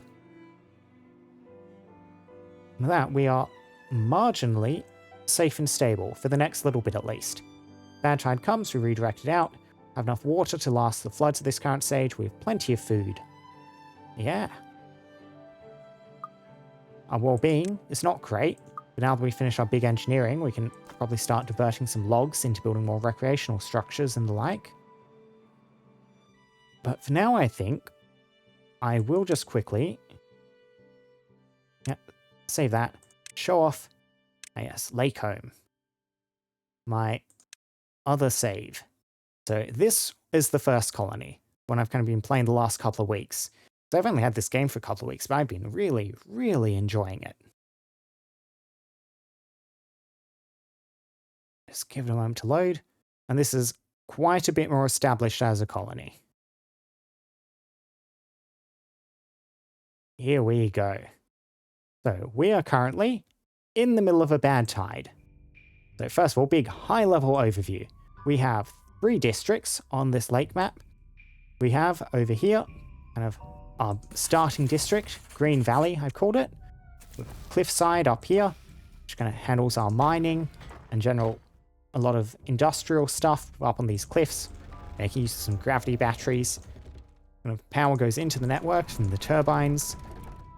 And that's stored by winching stuff up at night, and then during the day, all these factories come online and start draining the power out of these gravity batteries.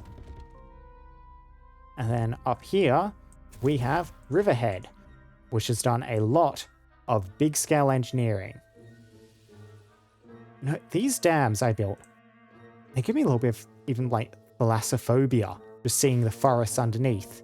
Because, yeah, the watercourse was originally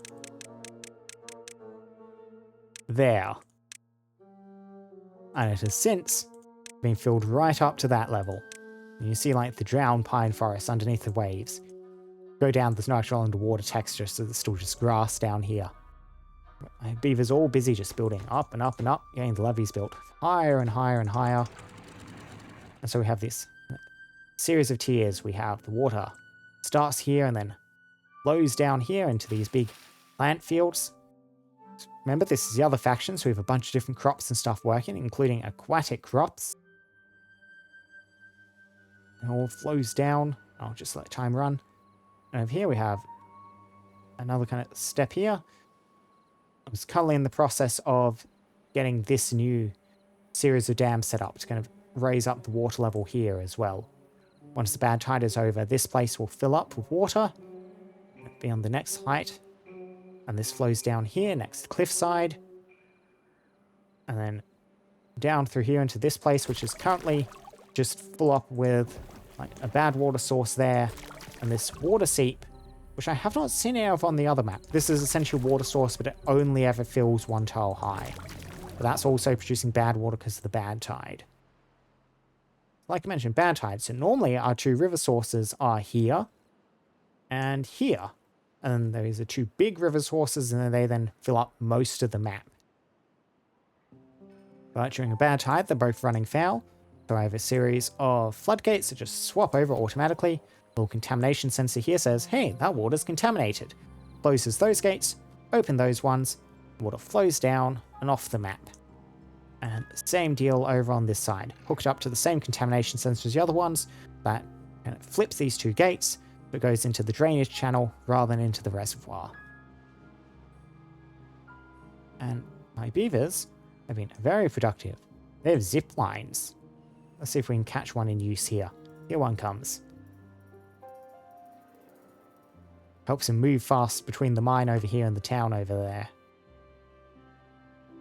Yeah, some of the vertical building here is very fun. Like, you look at these little tight clusters of structures I've managed to build. Like, that is a house built on top of another house. Over here, kind of all tangled around in the paths leading back and forth and through each other. I'm particularly proud of this little tight nest of structures. Like here, I believe we have a building on top of a building on top of a building on top of a building. 4 houses, all stacked one on top of each other. With like paths, and there's other paths underneath those ones. You can see beavers walking around on the lower levels of the settlement.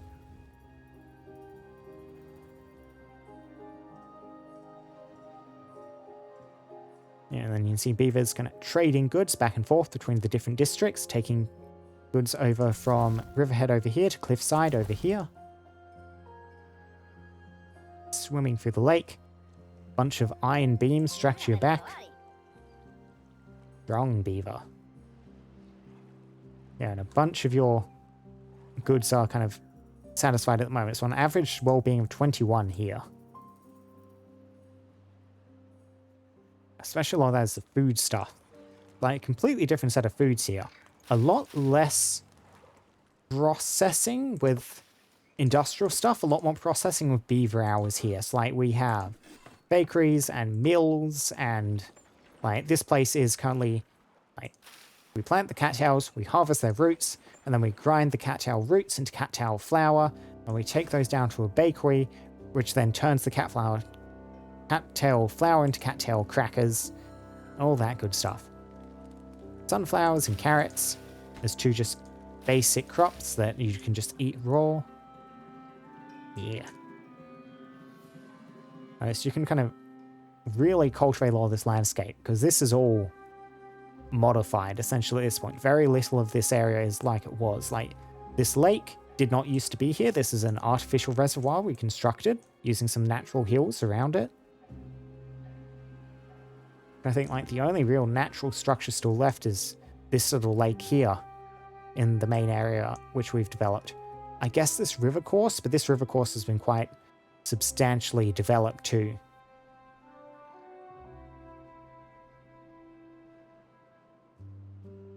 Fun. Big old colony all set up, ready to labor, ready to work.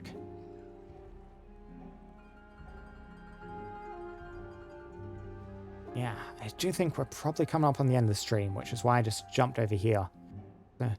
I have quite enjoyed today, because I am very, very much enjoying this game. So I will probably be back next week with some more of, I guess, New Home, the settlement.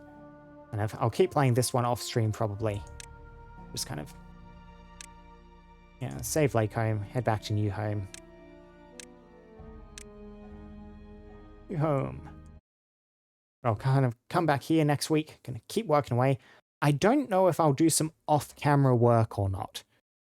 I guess that just entirely remains to be determined. It depends what I feel like. I did my off-stream save, my first save, you know, Folktale save, which I'll probably keep working away on, definitely off-stream.